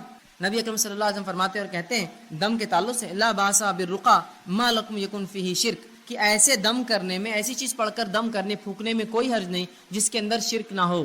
اور خود نبی اکرم صلی اللہ علیہ وسلم جو بیمار ہوئے اور مرض الموت آپ کا جو تھا، آپ نے عائشہ رضی اللہ عنہا سے کہا کہ مجھے پڑھ کر دم کرو، اور مائی عائشہ رضی اللہ عنہا آپ صلی اللہ علیہ وسلم پر جو ہے سورہ فلق اور سورہ ناس پڑھ کر معوذتین پڑھ کر دم کرتی گئی، اور دم کرنے کے بعد اپنے ہاتھوں سے نبی اکرم صلی اللہ علیہ وسلم کو سہلاتی گئی، ہاتھ پھیرتی گئی. تو پتہ چلا دیکھیے رسول اللہ بیمار تھے، آپ نے دوا بھی کی، ساتھ میں دم بھی کرنے لگوایا. یہ ہمارے لیے بھی ہے، ہم بیمار ہو جائے تو دم کروائے. معوذتین خود پڑھی، خود نہ پڑھ سکے گھر والوں کو تاکید کرے کہ پڑھ کر مجھ پر دم کرو.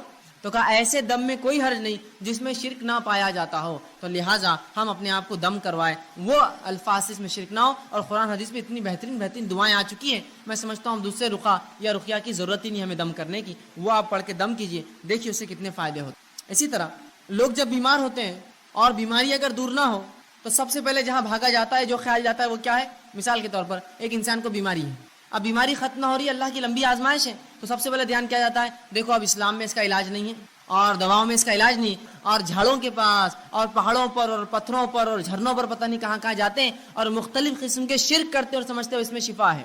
یہ بات کی گواہی سب دیں گے، جبکہ شریعت نے یہاں بھی رہنمائی کی، کہا بیماری اللہ کی طرف سے صبر کرو، اس کا بدلہ طلب کرو اور حلال چیزوں سے علاج کرو، اور جو دم کتاب و سنت ثابت وہ دم کرو، لیکن خراب حرام کام نہ کرو. تو سب سے پہلا کام جو کرتے ہیں ہم لوگ تعویذات، تعویذ کی طرف سب سے پہلے متوجہ ہوتا ہے. یہ تعویذ یہاں باندھ لو تو ہاتھ کی بیماری دور، وہ تعویذ پیر پہ باندھ لو تو پیر کی بیماری دور، یہ تعویذ کمر پہ باندھ لو تو کمر کا مسئلہ حل ہو گیا، یہ تعویذ کو سر پہ باندھو تو یہ مسئلہ ہو گیا، یہ کڑا پہننے سے بیماری دور رہتی، فلاں کڑا ہاتھ پہ باندھنے سے یہ، چاندی کا کڑا پیر میں ڈالے تو یہ ہوتا، کان میں ایک بالی ڈالے تو مرغی کا مرض دور ہو جاتا، فلاں کرے تو فلاں ہوتا، ناک ٹوچ دیے تو فلاں ہوتا، اور ہما اقسام کے، وہاں کڑا لگا دی تو یہ ہوتا، یہاں چھلا ڈالے تو فلاں ہوتا، وہاں بلا اگر رکھے چاندی کا تو وہ مسئلہ ہو جاتا، وہاں گھوڑے بنے ہوئے پتہ نہیں ہاتھی بنے ہوئے لے جا کر پر جو بلے رکھتے ہیں چاندی کے، یہ ڈالنے سے فلاں ہوتا، وہاں خفل ڈالنے سے یہ ہوتا، وہاں تاگا باندھنے سے مسئلہ ہوتا، یہاں کوڑی اور سیپی رکھنے سے یہ مسئلہ ہو جاتا، وہ دھاگا کالا یوں باندھے، یہ پیلا دھاگا، دانت نکلنے کے لیے بچوں کی آسانی ہو تو فلاں پتہ نہیں تعویذ پہنا دیا جاتا، ہاتھ میں فلاں رکھے تو نظر نہیں لگتی. یہ تمام فالتو باتیں، یہ خرافات، یاد رکھیے تمام حرام چیزیں ہیں.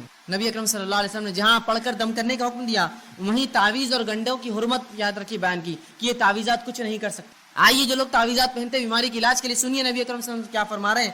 آپ نے مسند احمد کی روایت فرمایا اور کہا من علق تمیمۃ فقد اشرک، جس نے کسی بیماری کے علاج کے لیے، کسی فتنے سے بچنے کے لیے، شیطانی وسوسوں سے بچنے کے لیے، کسی آفت کو ٹالنے کے لیے، کسی اچھائی کو لانے کے لیے تعویذ لٹکا لیا، من علق تمیمۃ فقد اشرک، اس نے شرک کیا.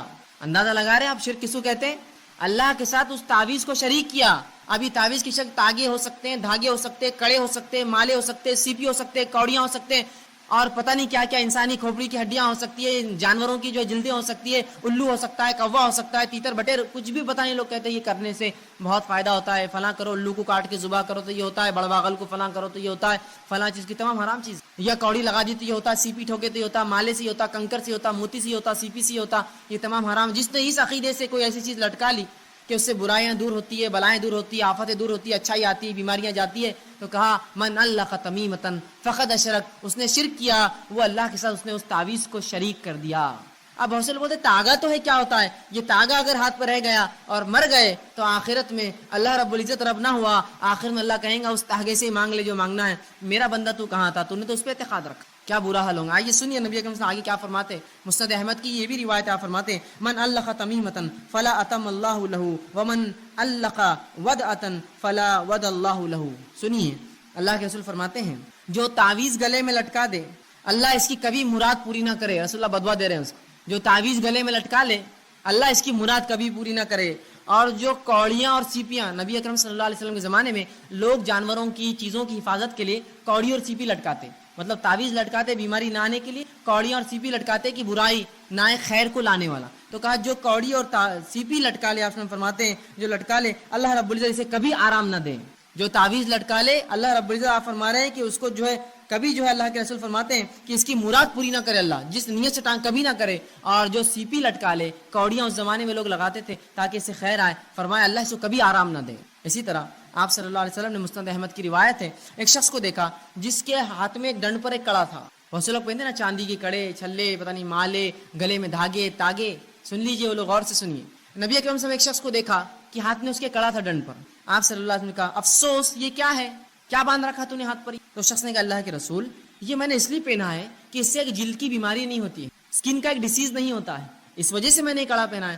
تو کہا کہ تو اسے فوراً اتار دے ورنہ اللہ رب العزت جو ہے تجھے اس میں ملوث کر دیں گا، اس بیماری کو ڈال دیں گا، وہ بیماری میں تجھے ملوث کر دیں گا۔ کہا فوراً اتار دے کڑا ورنہ اللہ تجھے اس بیماری میں ڈال دیں گا۔ اور فرمایا اگر تو اس حال میں مر گیا، تیری موت ہو گئی کہ کڑا تیرے ہاتھ میں ہی تھا، مر گیا تو کبھی کامیاب نہیں ہوگا آخرت میں، کبھی کامیاب نہیں۔ کیا فرمایا کہ تو نے جلد کے امراض کے لیے پہنا، اسے اتار دے، اگر تو نے اسے نہ اتارا تو تجھے بیماری اللہ دے دیں گا، اور اگر تو مر گیا اس حالت میں تو آخرت میں تو کبھی کامیاب نہیں ہونے والا، اس لیے کہ تو نے شرک کیا۔ تو لہٰذا ہمیں حلال چیزوں سے علاج کرو، تعویذ گنڈوں میں کوئی علاج نہیں۔ آپ دعائیں پڑھیے قرآنی، آپ دعائیں پڑھیے نبوی، یہ علاج کا یاد رکھیے جائز طریقہ۔ آپ بعض دعائیں جو نبی اکرم صلی اللہ علیہ وسلم نے دم کیا اپنے نفس پر جب آپ بیمار ہوتے تھے، تو آئیے وہ دعائیں آپ کے سامنے رکھتا ہوں۔ دیکھیے یہ تمام باتیں دنیاوی علاج کے ساتھ چل رہا ہے، آپ دنیاوی علاج کراتے ہوئے یہ تمام کام کر رہے ہیں۔ میں نے یہ نہیں کہا آپ سے کہ آپ دنیاوی علاج چھوڑ دیجیے اور باقی یہی کرتے رہیے کافی ہے، آپ دواخانے بھی جائیے، لیکن پہلے یہ ہوگا اور ساتھ میں پھر علاج کرواتے رہیے اور پھر صبر کرتے رہیے، اللہ سے دعا کرتے رہیے۔ تو علاج کے ساتھ یہ سب چل رہا ہے، اس لیے کہ یہ دونوں ملیں گے تو شفا ہے، یاد رکھیے۔ آئیے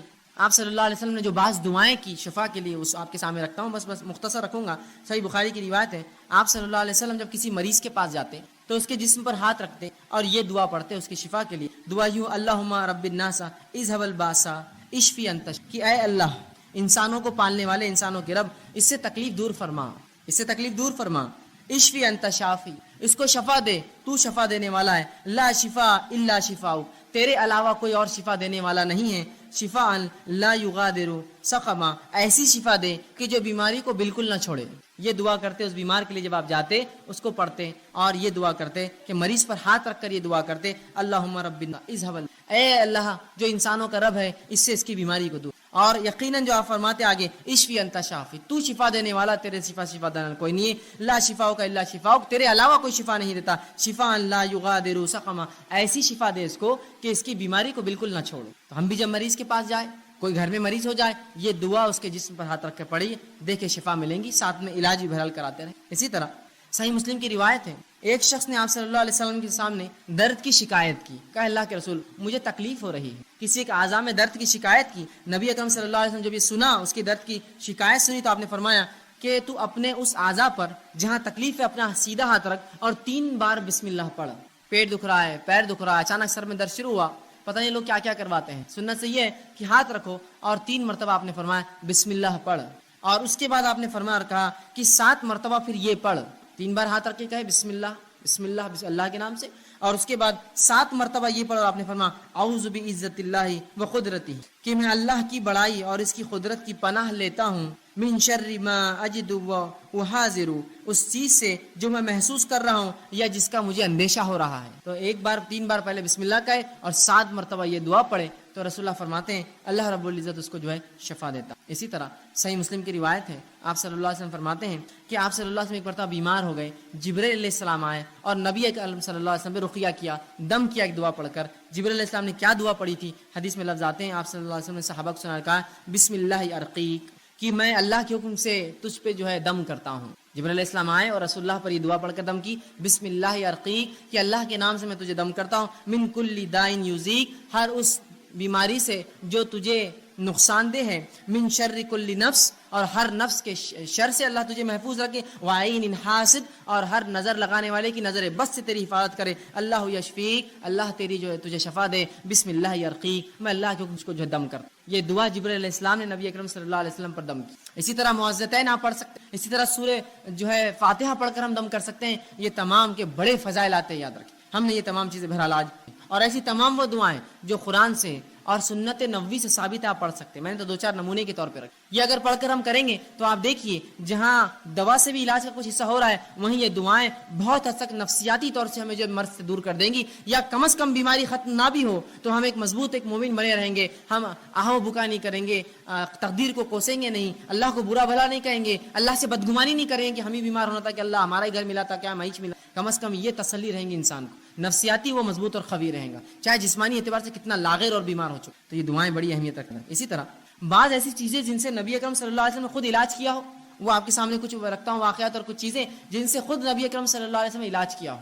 لیکن ایک بات اس سے پہلے میں بتا دوں کہ جو باتیں حدیث میں آتی ہے کہ آپ صلی اللہ علیہ وسلم نے ان سے علاج کیا ہے، آج بہت سی مرتبہ یہ ہوتا ہے کہ ہم کہتے ہیں ان سے تو جیسا طب نبوی کتابیں ہوتی ہیں آپ پڑھتے ہیں اور علاج کرنے کی کوشش کرتے ہیں، فائدہ محسوس نہیں۔ وہ اس لیے کہ طب کا معاملہ ایسا ہے کہ اس پہ تجربات اور تجزیات کی ضرورت ہے۔ نبی اکرم صلی اللہ علیہ وسلم نے بہت سی باتیں فرمائیں، یہ مسلمانوں کی کم علمی رہی، بے خوفی رہی، بد نصیبی رہی کہ طب نبوی ہم نے اپنے ہاتھ سے ضائع کر دی، کبھی اس پہ ریسرچ ہی نہیں کی۔ کوئی بھی میڈیسن ریسرچ کے بغیر نہیں ہوتی ہے۔ رسول اللہ اگر یہ فرماتے ہیں کہ فلاں چیز میں یہ شفا ہے تو اس کا معنی یہ کہ اب ریسرچ کرنا پڑے گا نا، اس میں سے نکالنا پڑے گا کیسی شفا ہے، کس چیز کے ساتھ دنیا کی مل کے شفا دیں گی، کون سی اور چیزوں سے مل جانے سے فلاں فائدہ ہوگا۔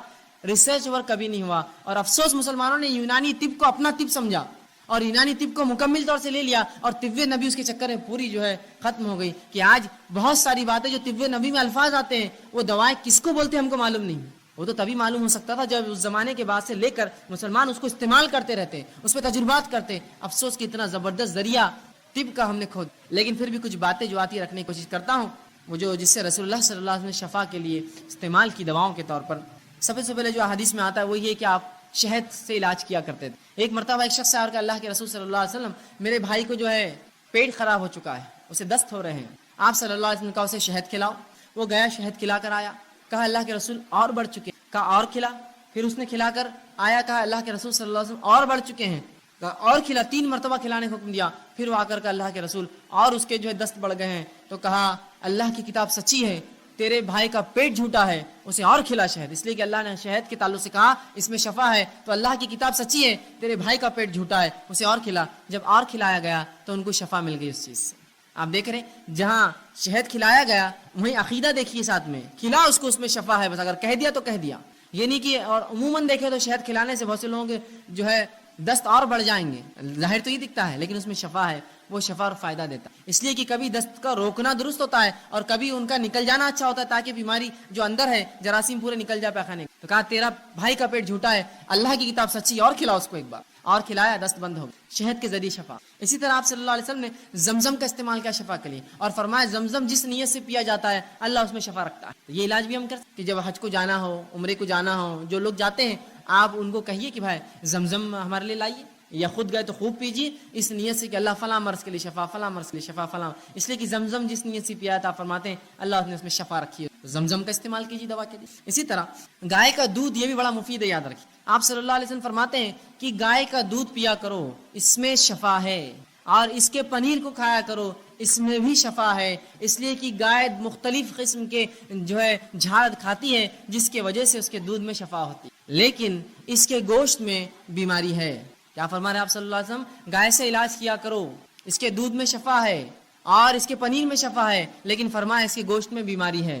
لیکن ہمارے پاس تو گائے کے گوشت کا معاملہ کیا ہوتا ہے آپ سب جانتے ہیں، اس کے بغیر کوئی دعوت مکمل نہیں ہوتی، اور اس حد تک اس کو کھایا جاتا ہے کسی کو انتہا نہیں۔ آپ کھا سکتے ہیں، حلال ہے، یہ حرام نہیں ہے، لیکن اگر بکثرت اس کو کھائیں گے تو اس میں بیماری ہے، یاد رکھیں کہ رسول اللہ نے واضح اور ایک نہیں ایسی 5 سے 6 روایت ہے جس میں کہا اس میں بیماری ہے، اس کے گوشت میں بیماری ہے۔ تو آپ نے فرمایا اس کے دودھ میں شفا ہے، اس کے پنیر میں شفا ہے، اس لیے کہ گائے چرتی ہے اور بہت سارے مختلف جھاڑ کھاتی ہے جو بیماری کا علاج ہوتے ہیں، تو اس کو پینا چاہیے، اس کے دودھ کو، اس کے پنیر کو، اور کہا اس کے گوشت کے تعلق سے احتیاط کرنا، اس میں بیماری ہے۔ تو حلال ہے ایسا گوشت کھانا، لیکن بکثرت کھائیں گے تو بیماری ہو سکتی ہے، یاد رکھیں۔ رسول اللہ نے فوراً وضاحت کر دی اس میں بیماری، اور تمام احادیث صحیح ہے، یاد رکھیں۔ تو گائے کے دودھ سے علاج کروائیے، اسی طرح بچوں کو پلائیے، خود پیجیے، بیمار ہو تو بڑا شفا اس میں فائدہ ہے۔ اسی طرح آپ نے زیتون کے تیل کے تعلق سے کہا، زیتون کے تیل میں بھی شفا ہے، کوشش کریں کہ زیتون کا تیل ہم استعمال کریں۔ اب لیکن بہرحال اب کیسے استعمال کریں اس کو تو ظاہر سی بات ہے تجربات کرنے پڑیں گے۔ اب جو لوگ تجربے کرتے ہیں مختلف چیزوں میں ملا کر زیتون کا تیل کیا فائدہ ہوتا ہے ان سے پوچھنا پڑیں گے کیسا ہوتا ہے بول کر۔ اسی طرح کلونجی میں آپ نے فرمایا شفا ہے،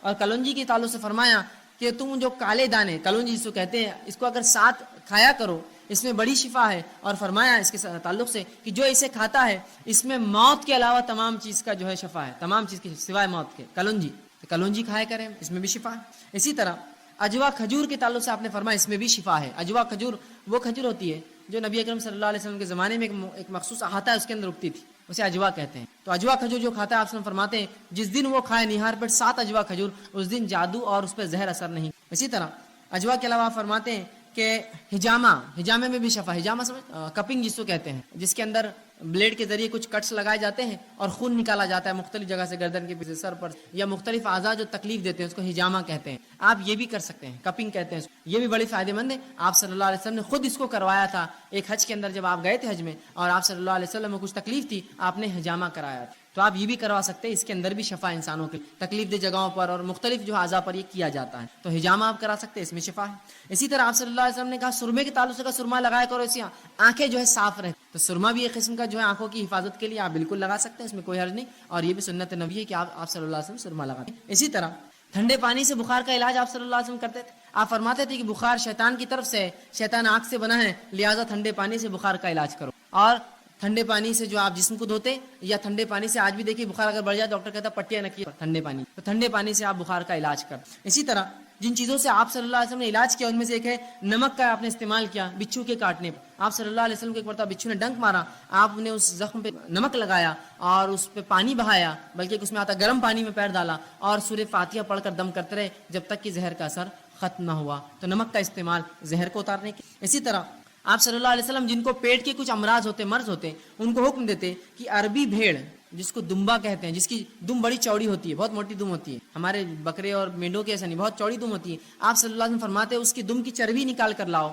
اس کو پگھلاؤ اور 3 دن میں جو ہے 3 حصے کر کے 3 دن میں وہ چربی پیو، جس سے پیٹ کی بیماریاں ضائع ہوتی ہیں۔ دمبا جسے کہتے ہیں، عرب علاقوں میں بہت پایا جاتا ہے، تو آپ صلی اللہ علیہ وسلم کی چربی سے علاج کا حکم۔ اسی طرح راکھ سے بھی آپ صلی اللہ علیہ وسلم علاج کروایا۔ آپ صلی اللہ علیہ وسلم جنگ احد کے اندر جب آپ کو کچھ زخم ہوئے تو فاطمہ رضی اللہ عنہا نے کھجور کے پتوں کو جلایا، اور اس کے جلنے کے بعد جو راکھ تھی اس راکھ کو جو زخم پہ لگا کر اس پٹی لگائی، تو یہ بھی جو ہے اس سے بھی آپ صلی اللہ علیہ وسلم نے شفا طلب کی۔ تو یہ وہ تمام کچھ چیزیں تھیں جو احادیث میں ملتی ہے، میں نے کچھ مختصر جو میرے سامنے واضح تھی میں نے آپ کے سامنے رکھنے کی بہرحال کوشش کری۔ ان چیزوں کے ذریعے آپ نے طلب کی، اس کا مطلب یہ ہوا کہ یہ چیزوں کے ذریعے اور بھی جو حلال چیزیں ہیں ہم سب ان کو استعمال کر سکتے ہیں علاج کے طور پہ۔ جہاں دعائیں بھی پڑھی آپ نے، قرآنی آیتیں بھی پڑھی، صورتیں بھی پڑھی، وہیں جو ہے دنیاوی علاج بھی کیا، شہد بھی کھایا اور زمزم بھی پیا اور ساتھ میں جو ہے کھجور بھی کھائے اور سرما بھی آپ لگاتے تھے، ہجامہ بھی آپ نے کروایا اور باقی بہت سی چیزوں میں حکم دیا کہ فلاں کرو فلاں کرو، تو پتہ چلا جائز اشیاءوں سے میں اور آپ علاج کر سکتے ہیں، پھر چاہے وہ کیمیکل کے فارم میں ہو آج کل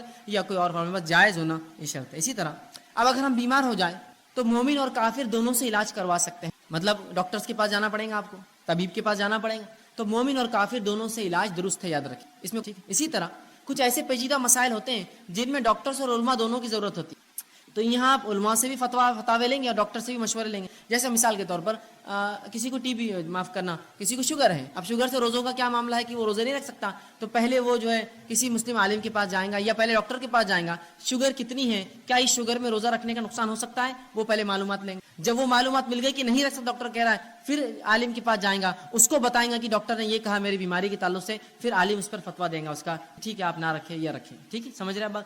کچھ فیلڈز ایسے ہوتے ہیں کہ جس میں دونوں کا آپ کو مشورہ لینا پڑے گا اور اس کے بعد ہی آپ جو ہے آگے بڑھیں گے. اسی طرح ہم دیکھتے ہیں کہ صحابہ کے علاج کے لیے صحابیات بھی کرتی تھی. بہت سے لوگ یہ سمجھتے ہیں کہ عورت ڈاکٹر سے مرد علاج نہیں کروا سکتا, مرد ڈاکٹر سے عورت علاج نہیں کروا سکتا. اس حد تک اس کو شدت سے لیتے ہیں کہ آدمی مرنا پسند کرتے ہو لیکن جو علاج کرنا, ارے بھائی زندگی ہوں گی تو باقی سب اعمال ہوں گے نا, زندگی اول ہے, پہلے زندہ رہیے پھر دیکھا جائے گا اعمال کا. تو یہاں آپ دونوں سے کروا سکتے ہیں. اس کے لیے دلیل میں دیتا ہوں, سنن ابن ماجہ اور صحیح بخاری کی روایتیں, کئی روایتیں ملتی ہیں جس میں یہ آتا ہے کہ صحابیات یہ فرماتی ہے کہ ہم جہاد میں جاتی, پیچھے رہتی, زخمیوں کو اٹھاتی, مرہم پٹی کرتی, پانی پلاتی, اور جو زیادہ زخمی ہوتی ہے ان کو واپس شہر بھیجتی. عورتیں کرتی یہ کام. زخمیوں کی مرہم پٹی عورتیں کریں گی تو کیسے کریں گی, ظاہر سی بات ہے وہ اپنے ہاتھوں سے کریں گی نا, مرہم پٹی کریں گی, علاج کریں. تو صحابیات ہی کرتی تھی, تو پتہ چلا عورتیں مرد کا علاج کر سکتی, تو اس کا مطلب یہ مرد عورتوں کا علاج بھی کرے. بہرحال احتیاط اس میں ضروری ہے کہ خامخواہ کو خوشی سے عورتوں کے پاس نہ جائے علاج کروانے, نہیں ادھر کہاں جا رہے, ادھر چلو ادھر جائیں گے, یہ غلط ہوگا, اس لیے کہ حرام ہے, آپ خامخواہ کیوں جا رہے. اور اسی طرح خامخواہ کو عورت مرد کے پاس نہ, جبکہ عورت موجود ہے, نہیں وہ بہت ہی نکچڑی دکھتی ہے, ہم کو فلاں کرتی ہے, آدمی کتنی اچھی باتیں کرتے, فلاں نہیں جا سکتے, اس کا نکچڑا پن درست ہے آپ کے لیے, لیکن آدمی کے پاس آپ نہیں جائیں گے عورت کے. تو یہ بہرحال ترجیحات ہوں گی. اسی طرح جب بیماری جب انسان کو ہوتی ہے تو بیماری سے پہلے احتیاط ضرور. انگلش میں بھی ایک مثال ہے, پریونشن از بیٹر دین, علاج سے زیادہ بہتر ہے کہ آپ احتیاط کریں. شریعت بھی احتیاط کا حکم دیتی ہے. یہ ان لوگوں کے لیے خاص طور سے جو کہتے ہیں ارے بیماری اللہ دینا چاہیں گے, جو کرنا ہے, کوئی سردی نہیں ہوتی, کوئی بارش نہیں ہوتی, کوئی دھوپ سے کچھ نہیں ہوتا, کوئی بیماری میں کچھ نہیں ہوتا, میں کچھ بھی ہے نا, اس حد تک بڑھ جاتے کسی کو حد نہیں. ایک صاحب کو میں نے دیکھا, کہا اللہ پر میرا بھروسہ ہے, میں کمزور ایمان کا نہیں ہوں, اور ایک آدمی جس کی آنکھ آئی ہوئی تھی اس کی آنکھ کا چھپا نکال کے اپنی آنکھ میں ڈالا, اس کا میل نکالے, کہا ہاں میں اللہ پر بھروسہ رکھنے والا مومن ہوں. بولے نہیں, یاد رکھیے یہ توکل, یہ غیر شرعی توکل, اس لیے کہ ان کے پاس ایک دلیل تھی. نبی اکرم صلی اللہ علیہ وسلم نے فرمایا کوئی بیماری چھوت نہیں ہوتی, ہاتھ لگانے سے نہیں پھیلتی, کوئی بیماری خود سے نہیں پھیلتی. حدیث کے الفاظ ہے کہ کچھ چیزیں کچھ بھی نہیں ہیں, کچھ چیزوں کی کوئی حقیقت نہیں. اس میں ایک فرمایا چھوت کوئی بیماری نہیں ہوتی, چھونے سے کوئی بیماری نہیں ہوتی. لیکن کس معنی میں سمجھنا پڑے گا نا, اپنے ڈھنگ سے سمجھیں گے تو پھر یہ ایسے بے خوفانہ حرکتیں. احتیاط ضروری ہے. آئیے میں مثال دیتا ہوں احتیاط کی. صحیح مسلم کی روایت ہے, آپ صلی اللہ علیہ وسلم بیمار اونٹوں کے باڑوں کو الگ بنانے کا اور صحت مند اونٹوں کے باڑے الگ بنانے. آئیے اس حدیث میں رسول اللہ جانوروں کو جو بیمار ہے الگ رکھو بول رہے صحت مند جانوروں سے. حدیث میں کہ کچھ اونٹوں کو خراش کھجلی کی بیماری ہو گئی تھی, تو رسول اللہ نے کھجلی والے اونٹوں کو بغیر کھجلی والے اونٹوں سے الگ رکھا, مطلب دونوں کے باڑے الگ کیے. اس سے کیا پتہ چل رہا ہے, احتیاط. آپ نے یہ کیا کہ دونوں اونٹوں کو ملو ایک دوسرے سے لے جا کر, کیا ہوتا دیکھیں گے, اللہ جس کو دینا چاہے دیں گے. جب جانوروں میں اتنی احتیاط کی کہ ان کے باڑے الگ کر دیے, تو انسانوں میں بدرجہ اولی یہ احتیاط ضروری یاد رکھیے. جب جانوروں میں اتنی احتیاط کی گئی تو انسانوں میں کتنی احتیاط کی ضرورت ہے ہمیں اور آپ کو, کرنا چاہیے. احتیاط میں کوئی حرج نہیں. ہاں چھونے سے کوئی بیماری نہیں ہوتی, اس کا معنی کیا پھر حدیث میں, آئیے میں وہ بھی اس کی وضاحت کر دیتا ہوں. جو آپ صلی اللہ علیہ وسلم نے کہا کوئی بیماری متعدی نہیں ہوتی, چھونے سے نہیں پھیلتی, اس کا کیا معنی ہے وہ سمجھاتا ہوں. اس کا معنی یہ ہے کہ عربوں میں ایک عقیدہ تھا, نبی اکرم صلی اللہ علیہ وسلم کے زمانے میں ایک بدعقیدگی تھی لوگوں میں, وہ یہ تھی, وہ کہتے تھے کہ بیماری خود سے جانے کی طاقت رکھتی ہے, ایک دوسرے خود سے, اس کے نفس کے اندر یہ طاقت ہوتی ہے کہ جس کو چاہے لگ سکتا. اس کے توڑ میں رسول اللہ نے فرمایا بیماری میں خود سے لگنے کی طاقت نہیں ہوتی, اللہ جس کو چاہتا ہے دیتا ہے. سمجھ رہے ہیں بات. جو رسول اللہ نے فرمایا چھوت کوئی چیز نہیں ہوتی, کہ بیماری متعدی خود بخود نہیں پھیلتی, اس کا معنی کیا ہے, جو مشرکین مکہ کا عقیدہ تھا کہ بیماری میں سیلف یہ طاقت ہوتی ہے, اللہ نہیں, اس میں طاقت ہوتی ہے کہ جس کو چاہتی ہے لگ جاتی ہے جا کر, اس کا رد کیا اور کہا نہیں. اور اس کی دلیل یہ ہے کہ صحیح مسلم کی حدیث ہے, ایک شخص آیا کہ اللہ کے رسول اس کے بیمار اونٹوں کی وجہ سے میرے اونٹوں کو خراش ہو گئی, اس کو کھجلی ہو گئی. تو آپ صلی اللہ علیہ وسلم نے فرمایا اچھا اس کے اونٹوں سے تیری اونٹ, اس کے اونٹوں کو کس سے ہوئی, تو کہا اس کے اونٹوں. اچھا کہا اس کے اونٹوں کو کس سے ہوئی, تو کہا اس کے اونٹوں سے. کہا پہلے اونٹ کو کس سے ہوئی, تو کہا اللہ نے دی. تو کہا سب کو اللہ نے دی, کوئی اونٹ کو پھیلی نہیں ہو, سب کو اللہ نے دی. سمجھے آپ بات کو. جو عقیدہ تھا اس زمانے میں لوگوں کا کہ بیماری خود سے طاقت رکھتی پہلنے, اللہ کے رسول نے اس کا نفی اور انکار کیا اور کہا ویسا نہیں, اللہ جس کو چاہتا ہے اس کو بیماری دیتا. کہا وہ پہلے اونٹ کو کس نے بیماری دی, تو کہا اللہ نے. تو کہا تیرے اونٹ کو بھی اللہ نے دی, اس پہ الزام مت لگا. سمجھ رہے ہیں بات کو. لیکن احتیاط اپنی جگہ آپ نے کروائی, کہا صحت مند اونٹوں کو, خراش والے, کھجلی والے اونٹوں. تو جب جو ہے بیمار جانوروں میں اتنی احتیاط ہے تو انسانوں میں کتنی احتیاط کی گئی, تو بالکل احتیاط کیا جا سکتا. لیکن احتیاط حد سے زیادہ نہ بڑھے کہ مثال کے طور پر آپ کو چھینک آ رہی تھی, آپ میرے پاس آئے, آپ کو زکام تھا اور مجھے بھی چھینک آئی, دیکھو تمہارا وجہ سے میرے کو بیماری ہو. نہیں, اللہ نے دی. احتیاط الگ چیز ہے. لیکن ہوتا ہے نا, ماں باپ ہے, بچہ بیمار ہے, تو کیا اس سے احتیاط کر کے اس کو الگ کر دیں گے, بھائی ہم نہیں رہتے, دواخانے میں ڈال دو اس کو, نہیں رہیں گے ساتھ. اب اگر بیمار ہوگا تو یہ نہیں کہہ سکتے ہو کہ جو ہے یہ بیماری اس کی وجہ سے ہوئی. آپ یہ کہہ سکتے ہیں اس کو بیماری تھی اللہ نے دی, مجھے بھی اللہ نے بیماری دی. سمجھے آپ بات؟ بیماری خود سے متعدی نہیں ہوتی, اللہ جس کو چاہتا ہے اس کو دیتا ہے. اب دیکھیے نا, وبا پھیلتی ہے, لاکھوں لوگ ہوتے لیکن کچھ کو لگتی ہے, سب کو لگتی ہے کیا؟ کبھی کبھار تو جو ان کے پاس ہوتے ہیں ان کو بھی نہیں لگتی, ایک دم نزدیک ہے, پاس ہے, ڈاکٹرز ہوتے ہیں, پھر بھی دیکھیے بیمار نہیں ہوتے. اللہ چاہتا ہے جس کو. کبھی ایسا ہوتا ہے ایک آدمی اتنے اچھے ماحول میں رہتا ہے کہ کبھی وہ گندگی کی قریب بھی نہیں, پھر بھی بیمار ہو جاتا ہے. اللہ جس کو چاہتا ہے بیمار کر. اسی طرح بیمار کی بیمار پرسی واجب ہے. جب کوئی بیمار ہو جائے تو میرا اور آپ کا کام ہے اس کی بیمار پرسی کرے. صحیح بخاری اور صحیح کی روایت ہے, علیہ حدیث ہے, آپ صلی اللہ علیہ وسلم نے فرمایا مسلمان کے مسلمان پر 5 حق, 5 رائٹس, 5 حق ہے. کیا ہے؟ پہلا فرمایا سلام کرے تو جواب دے, کوئی مسلمان سلام کرے تو آپ خاموش سے جواب دینا. دوسرا فرمایا بیمار ہو جائے تو عیادت کرے, بیماروں کی عیادت کرے, یہ سنت رسول ہے. اسی طرح تیسرا فرمایا جنازہ مر جائے تو جنازے میں پیچھے جائے چلے. اسی طرح فرمایا دعوت دے تو قبول کرے, بنا وجہ انکار نہ کرے, اور چھینک آئے تو چھینک کا جواب دے. یہ مسلمان کے مان پر 5 حق. ٹھیک ہے, تو اس میں ایک فرمایا کہ جب بیمار ہو جائے تو بیمار پرسی کرے, عیادت کرے. تو میرا اور آپ کا کام ہے جب کوئی میرا بھائی بیمار ہو ضرور بھی ضرور اس کی عیادت کرے. اب عیادت میں کیا خیال رکھیں, کیا چیزوں کا جو ہے مد نظر رکھیں ہمارے کہ ہم کسی کی عیادت کے لیے جا رہے ہیں. آئیے, یہ آداب بھی ہم کو معلوم نہیں ہوتا تو بہت نقصان ہوتا. کیا آداب ہے اس کا؟ سب سے پہلی چیز تو یہ, جب کسی مریض کی عیادت کے لیے جائے تو اس کو تسلی دی جائے. دیکھیے ایسی بیماریاں تو ہوتے رہتی, یہ اللہ کی طرف سے ہے, آج ہے کل نہیں. بہت سے لوگ ایسے بیمار ہوتے ہیں لیکن اللہ شفا یاب کرتا ہے. گھبرائیے مت, اللہ سے ناامید مت ہوئیے, غیر غلط باتیں مت کہیے, اللہ کا ذکر کرتے رہیے, اللہ آپ کو ضرور شفا یاب کرے. لیکن یہ توفیق بھی ہم کو نہیں ہوتی بولنے کی. بہت سی مرتبہ میں لوگوں کو دیکھ, ایک شخص ایک دوسرے شخص سے بات کر رہا ہے, ایک خاتون دوسری خاتون سے بات کر رہی, اور وہاں بیٹھ کر وہ کہنے لگی کہ آپ بیمار ہو گئے, کیا تکلیف ہے آپ کو؟ تو اس نے کہا کہ میرا سر اچانک دکھا اور مجھے چکر آ کے میں گر گئی. کہا اچھا یہ بیماری وہ ہمارے پڑوسیوں کو بھی ایسی 2 بار ہوا. بولا اس کے بعد کیا؟ اور وہ مر گئی تیسرے دن. وہ بیچاری کا کیا حال ہوا ہوگا.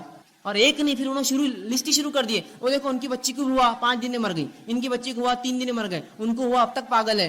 اب یہ ویسے ہی بیمار بیچاری خاتون, اس کی باتیں سن کے وہ 100% بالکل اب مر جائیں گی, نہیں مرنے والی تھوڑی. یہ طریقہ ہے بیمار کی عادت. تسلی دیجیے اس کو, کتنا بھی بڑا مرض ہو تو یہ کہیے امید کیجیے اللہ سے, اللہ شفا. امید کرتے اپنے رب سے ہم کہ آپ کا ہمارا رب آپ کو, مطلب اللہ آپ کو. یا ایک شخص بیمار تھا, ایسے واقعہ سنائی جو بیماری میں بچ گئے.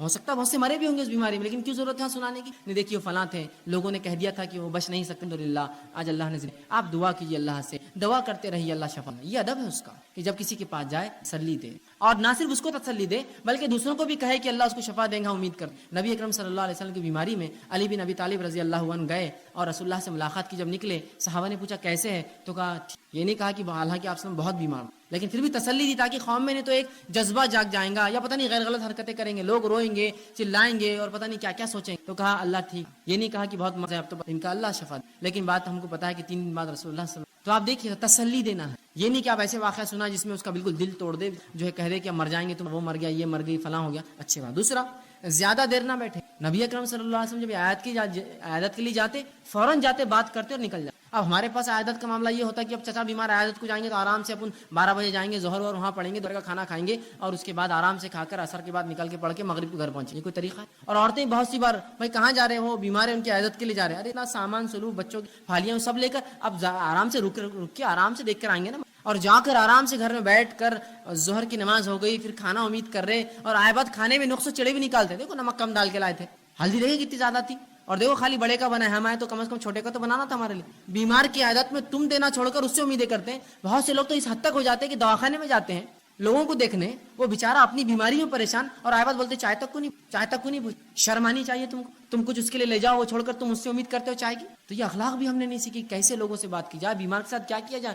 نبی اکرم صلی اللہ علیہ وسلم بیمار کے پاس جاتے, فوراً بات کرتے, دعائیں دیتے, کیسے پوچھتے اور نکل جاؤ. ہو سکے تو آپ تحفہ دیجیے بیمار کو, اس لیے کہ تحفے تحائف انسان کو خوش کرتے, اور ایسا تحفہ دیجیے جس کو دیکھ کر اس میں پیسے فضول خرچی نہ ہو, اس کی صحت کے لیے فائدہ مند ہو. جیسے آپ پھل دے سکتے ہیں, یا کچھ ایسی چیزیں جس سے وہ خوش ہو جاتا ہے, جس کو دیکھ کر ہوتا ہے نا, بچہ ہے کچھ کھلونا دے دیا آپ نے, اس سے وہ خوش. اسی طرح کھانے کے لیے کچھ لے گئے آپ جس سے اس کو صحت یابی ہو جائے, یا کچھ جوس لے گئے, کچھ بھی ایسا جس سے نفع ہو اور اس کو خوشی ہو, ایسے آپ تحفے تحائف بھی دے سکتے. کوئی انسان بیمار ہے, اس کو خوشبو کا بڑا شوق ہے, ایک عطر لے کے چلا جس سے وہ خوش ہو گیا, دیکھ کچھ بھی جس سے اس کو راحت ملے, تھوڑی دیر کے لیے رفاقت ملے, تھوڑی دیر اپنی بیماری بیچارہ بھول جائے, یہ بھی کرنا سنت ہے. کہ آپ تحفے تحائف بھی چھوٹے موٹے ہی صحیح آپ اس کو مل دیجیے, دے سکتے. اسی طرح آپ صلی اللہ علیہ وسلم بخاری کی روایت آپ فرماتے ہیں لا باسا طہور انشاءاللہ. جب آپ ایک شخص کے پاس گئے, اس کی بیماری میں اس کو دیکھا, آپ نے یہ کہا اور فرمایا کوئی حرج نہیں, اللہ کی مشیت ہے, بیماری تمہارے گناہوں کو پاک کر. اتنا ہی کہا اور پھر نکل کر آ گئے. تو بس جائیے, ضرور جائیے, اور مختصر آپ پوچھیں کیسے ہیں، کیا ہے، کیا حال چال ہے، اللہ آپ کو شفا دے،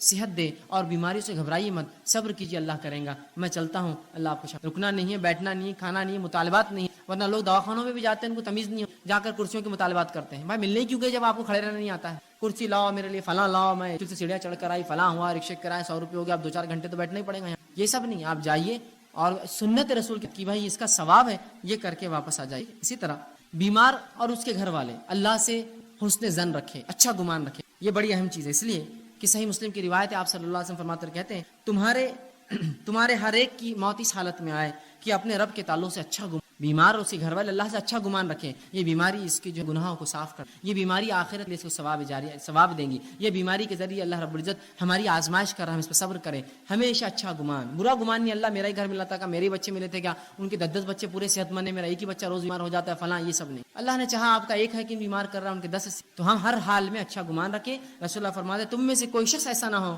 جس کی موت جو ہے ایسی حالت میں آئے کہ وہ اچھا گمان نہ رکھتا، مطلب اچھا گمان رکھیے کہ اگر موت کی قریب بھی تو اچھا گمان اللہ بدلا دے گا۔ اور ایک صحابی کا واقعہ میں نے آپ کو سنایا تھا، نبی اکرم صلی اللہ علیہ وسلم حدیث میں آتا ہے کہ ایک صحابی موت کے آپ صلی اللہ علیہ وسلم وہاں گئے اور کہا کیسا لگتا ہے، تو کہا جو ہے خوف کھاتا ہوں، ڈرتا ہوں اللہ کی عذاب سے۔ اس کے بعد پھر پوچھا آپ کیسا لگتا ہے، تو کہا امید کرتا ہوں اللہ سے جنت کی۔ کہا ہاں، جو ایسی موت مرا خوف اور امید کے بیچ میں اللہ سے حسن زن رکھتے ہوئے، یہ درست موت، اس کی موت حسن زن رکھی۔ بیمار کے گھر والے بھی، بیمار بھی کبھی بھی بدگمانی نہ کرے کہ اللہ نے مجھے کیوں دے دیا، میں تو ابھی زندہ رہنا چاہتا تھا، ابھی کی بھی شادیاں نہیں ہوئی، لوگ تو پوتوں کی شادیاں دیکھ کے مرتے ہیں، کچھ ہوا بھی نہیں، فلاں بھی نہیں، یہ سب نہیں۔ اللہ نے جیسا چاہا کچھ لوگوں کو 100 سال، کچھ کو 80 سال دی، کو 50 سال دی، کچھ زندگی نہیں دی، کچھ پیدا ہوتے ہی مرتے ہیں، کوئی ماں کے پیٹ مر جاتے ہیں، کوئی 10-12 دن میں مرتے ہیں۔ بس جتنا ٹائم ملا اتنے ٹائم کو صحیح استعمال کرنا، یہ اصل چیز ہے میرے اور آپ کے۔ اور جب انسان شریعت کے مطابق کام کرتا ہے تو چھوٹی چھوٹی عمروں میں بھی ایسے کام کر جاتا ہے جو بہت طویل عمر پا کے بھی انسان نہیں کرتا۔ صحابہ کو دیکھیے، محدثین کو دیکھیے، چھوٹی چھوٹی عمریں ہیں، بڑے بڑے کارنامے۔ یقینی آپ کہیں گے ایک آدمی لکھ رہا ہے فلاں، جیسا کہ بہت سے تابعین، تابعین اور سلف صالحین ہیں جنہوں نے زندگی میں اتنی کتابیں لکھی، کتابوں کی لسٹ بنانا مشکل جاتا ہے۔ کبھی آدمی سوچتا ہے کیسے لکھتے ہوں گے، 60 سال 70 سال 40 سال میں انتقال کر گئے، یہ زندگیوں میں اللہ عمروں میں زیادہ کام، ٹھیک ہے۔ تو اللہ نے جو دیا اس میں شکر کرے اور ہمیشہ حسن زن اچھا۔ اسی طرح جو شخص موت کے قریب ہو جائے، اب علاج بھی کروا رہے ہیں، سب کچھ ہو رہا ہے، لیکن موت تو آنی ہے نا۔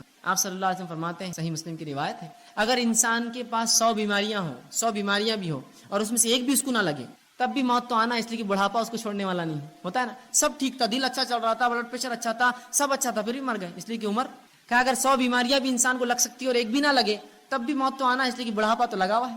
سب سے بڑی بیماری ہو تو مرنا تو ہے ہی، سب کو تو مرنا تو ہے۔ تو اگر موت کے قریب کوشش ہو جائے تو لا الہ الا اللہ کی اس کو تلقین مطلب اس سے کہے کہ لا الہ الا اللہ پڑھو، اور خود بھی وہاں لا الہ الا اللہ محمد رسول زور سے پڑھے، تاکہ اگر وہ ہوش میں نہ بھی ہو تو اپنے ہوش میں آنے سے پہلے، یا اسے کان سنتے رہتے ہیں، کبھی کبھار آدمی کی آنکھیں بند ہوتی ہیں، وہ بھی کلمہ پڑھنا شروع کر دے لا الہ، تو تلقین کیا کیجیے، یہ ایک اچھا عمل ہے۔ اور آپ صلی اللہ علیہ وسلم نے اس کے تعلق سے فرمایا اور کہا، صحیح مسلم کی حدیث ہے، لقنوا امواتکم لا الہ الا اللہ، تلقین کرو اپنے موت کے قریب لوگوں کو لا الہ الا اللہ۔ اور آگے فرماتے ہیں، سنن ابو داؤد کی روایت میں ہم نے فرمایا، من کان آخر کلامہ لا الہ الا اللہ دخل الجنہ، جس کا آخری کلمہ یہ رہا لا الہ الا اللہ، وہ جنت میں۔ اس لیے کہ میں نے جیسا اس سے پہلے بتایا تھا، جیسی موت ہوں گی ویسا اٹھیں گا، کلمہ پڑھتے ہوئے مرا، کلمہ پڑھتے اٹھیں گا، طواف کے دوران مرا، طواف کی حالت میں اٹھیں گا، جہاد کی حالت میں مرا، مجاہد اٹھیں گا، ظاہر سی بات ہے، نماز کی حالت میں مرا، نمازی اٹھے، سجدے کی حالت میں مرا، سجدہ لا الہ پڑھتے لا الہ، گانا گاتے ہوئے مرا تو گانا گاتے اٹھیں گا، شراب کی حالت میں مرا شرابی اٹھیں گا، ذلے کی حالت میں مرا زانی اٹھیں گا،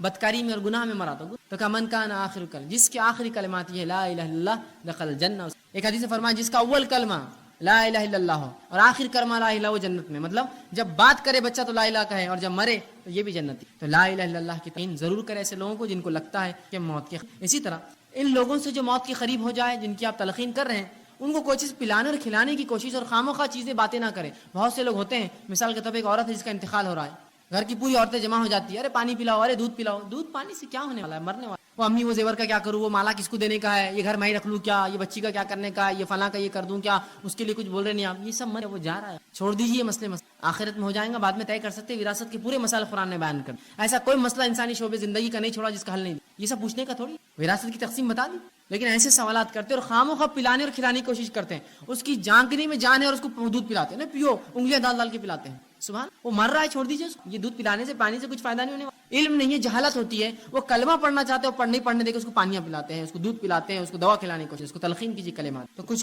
पूछने की, विरासत के ताल्लुक से ये सब पूछने की जरूरत नहीं, पानी पिलाने की और दूध पिलाने की, बल्कि आप उसको तलखीन कीजिए और जो है उसको और बढ़ावा दीजिए कि फला चीज़ पढ़ो। इसी तरह मौत की अलामतें अगर जाहिर हो जाए, तो अभी तो ये मौत से पहले कुछ ऐसा लग रहा है कि मर जाएंगे, मौत की अलामतें जाहिर होना शुरू किसी इंसान पर, तब हम क्या करेंगे? तो जब किसी इंसान पर मौत की अलामतें जाहिर हो जाए, इसलिए कि बीमारी का खात्मा, जिंदगी का खात्मा, बीमारी या तो शफायाब होंगी या तो फिर आएंगे, दो ही चीजें, तब क्या करें? तो सबसे पहला काम ये करेंगे, जब मौत अलामतें जाहिर होना शुरू हो तो उसको दाएं पहलू पर लिटाने की कोशिश करें, अगर आसानी से हो, सीधे हाथ करवट, सीधी करवट, और उसका चेहरा ऐसी करवट करे सीधी हाथ करके कि क़िबले रुख हो जाए। पॉसिबल हो तो, जरूरी नहीं, मुमकिन हो तो, मिसाल के तौर पे पेशेंट ऐसा लेटा हुआ है, क़िबला ये तरफ है, सीधे हाथ पे कर दीजिए, क़िबले की तरफ हो जाए, ताकि क़िबले की तरफ उसका मुख हो जब उसका इंतकाल हो।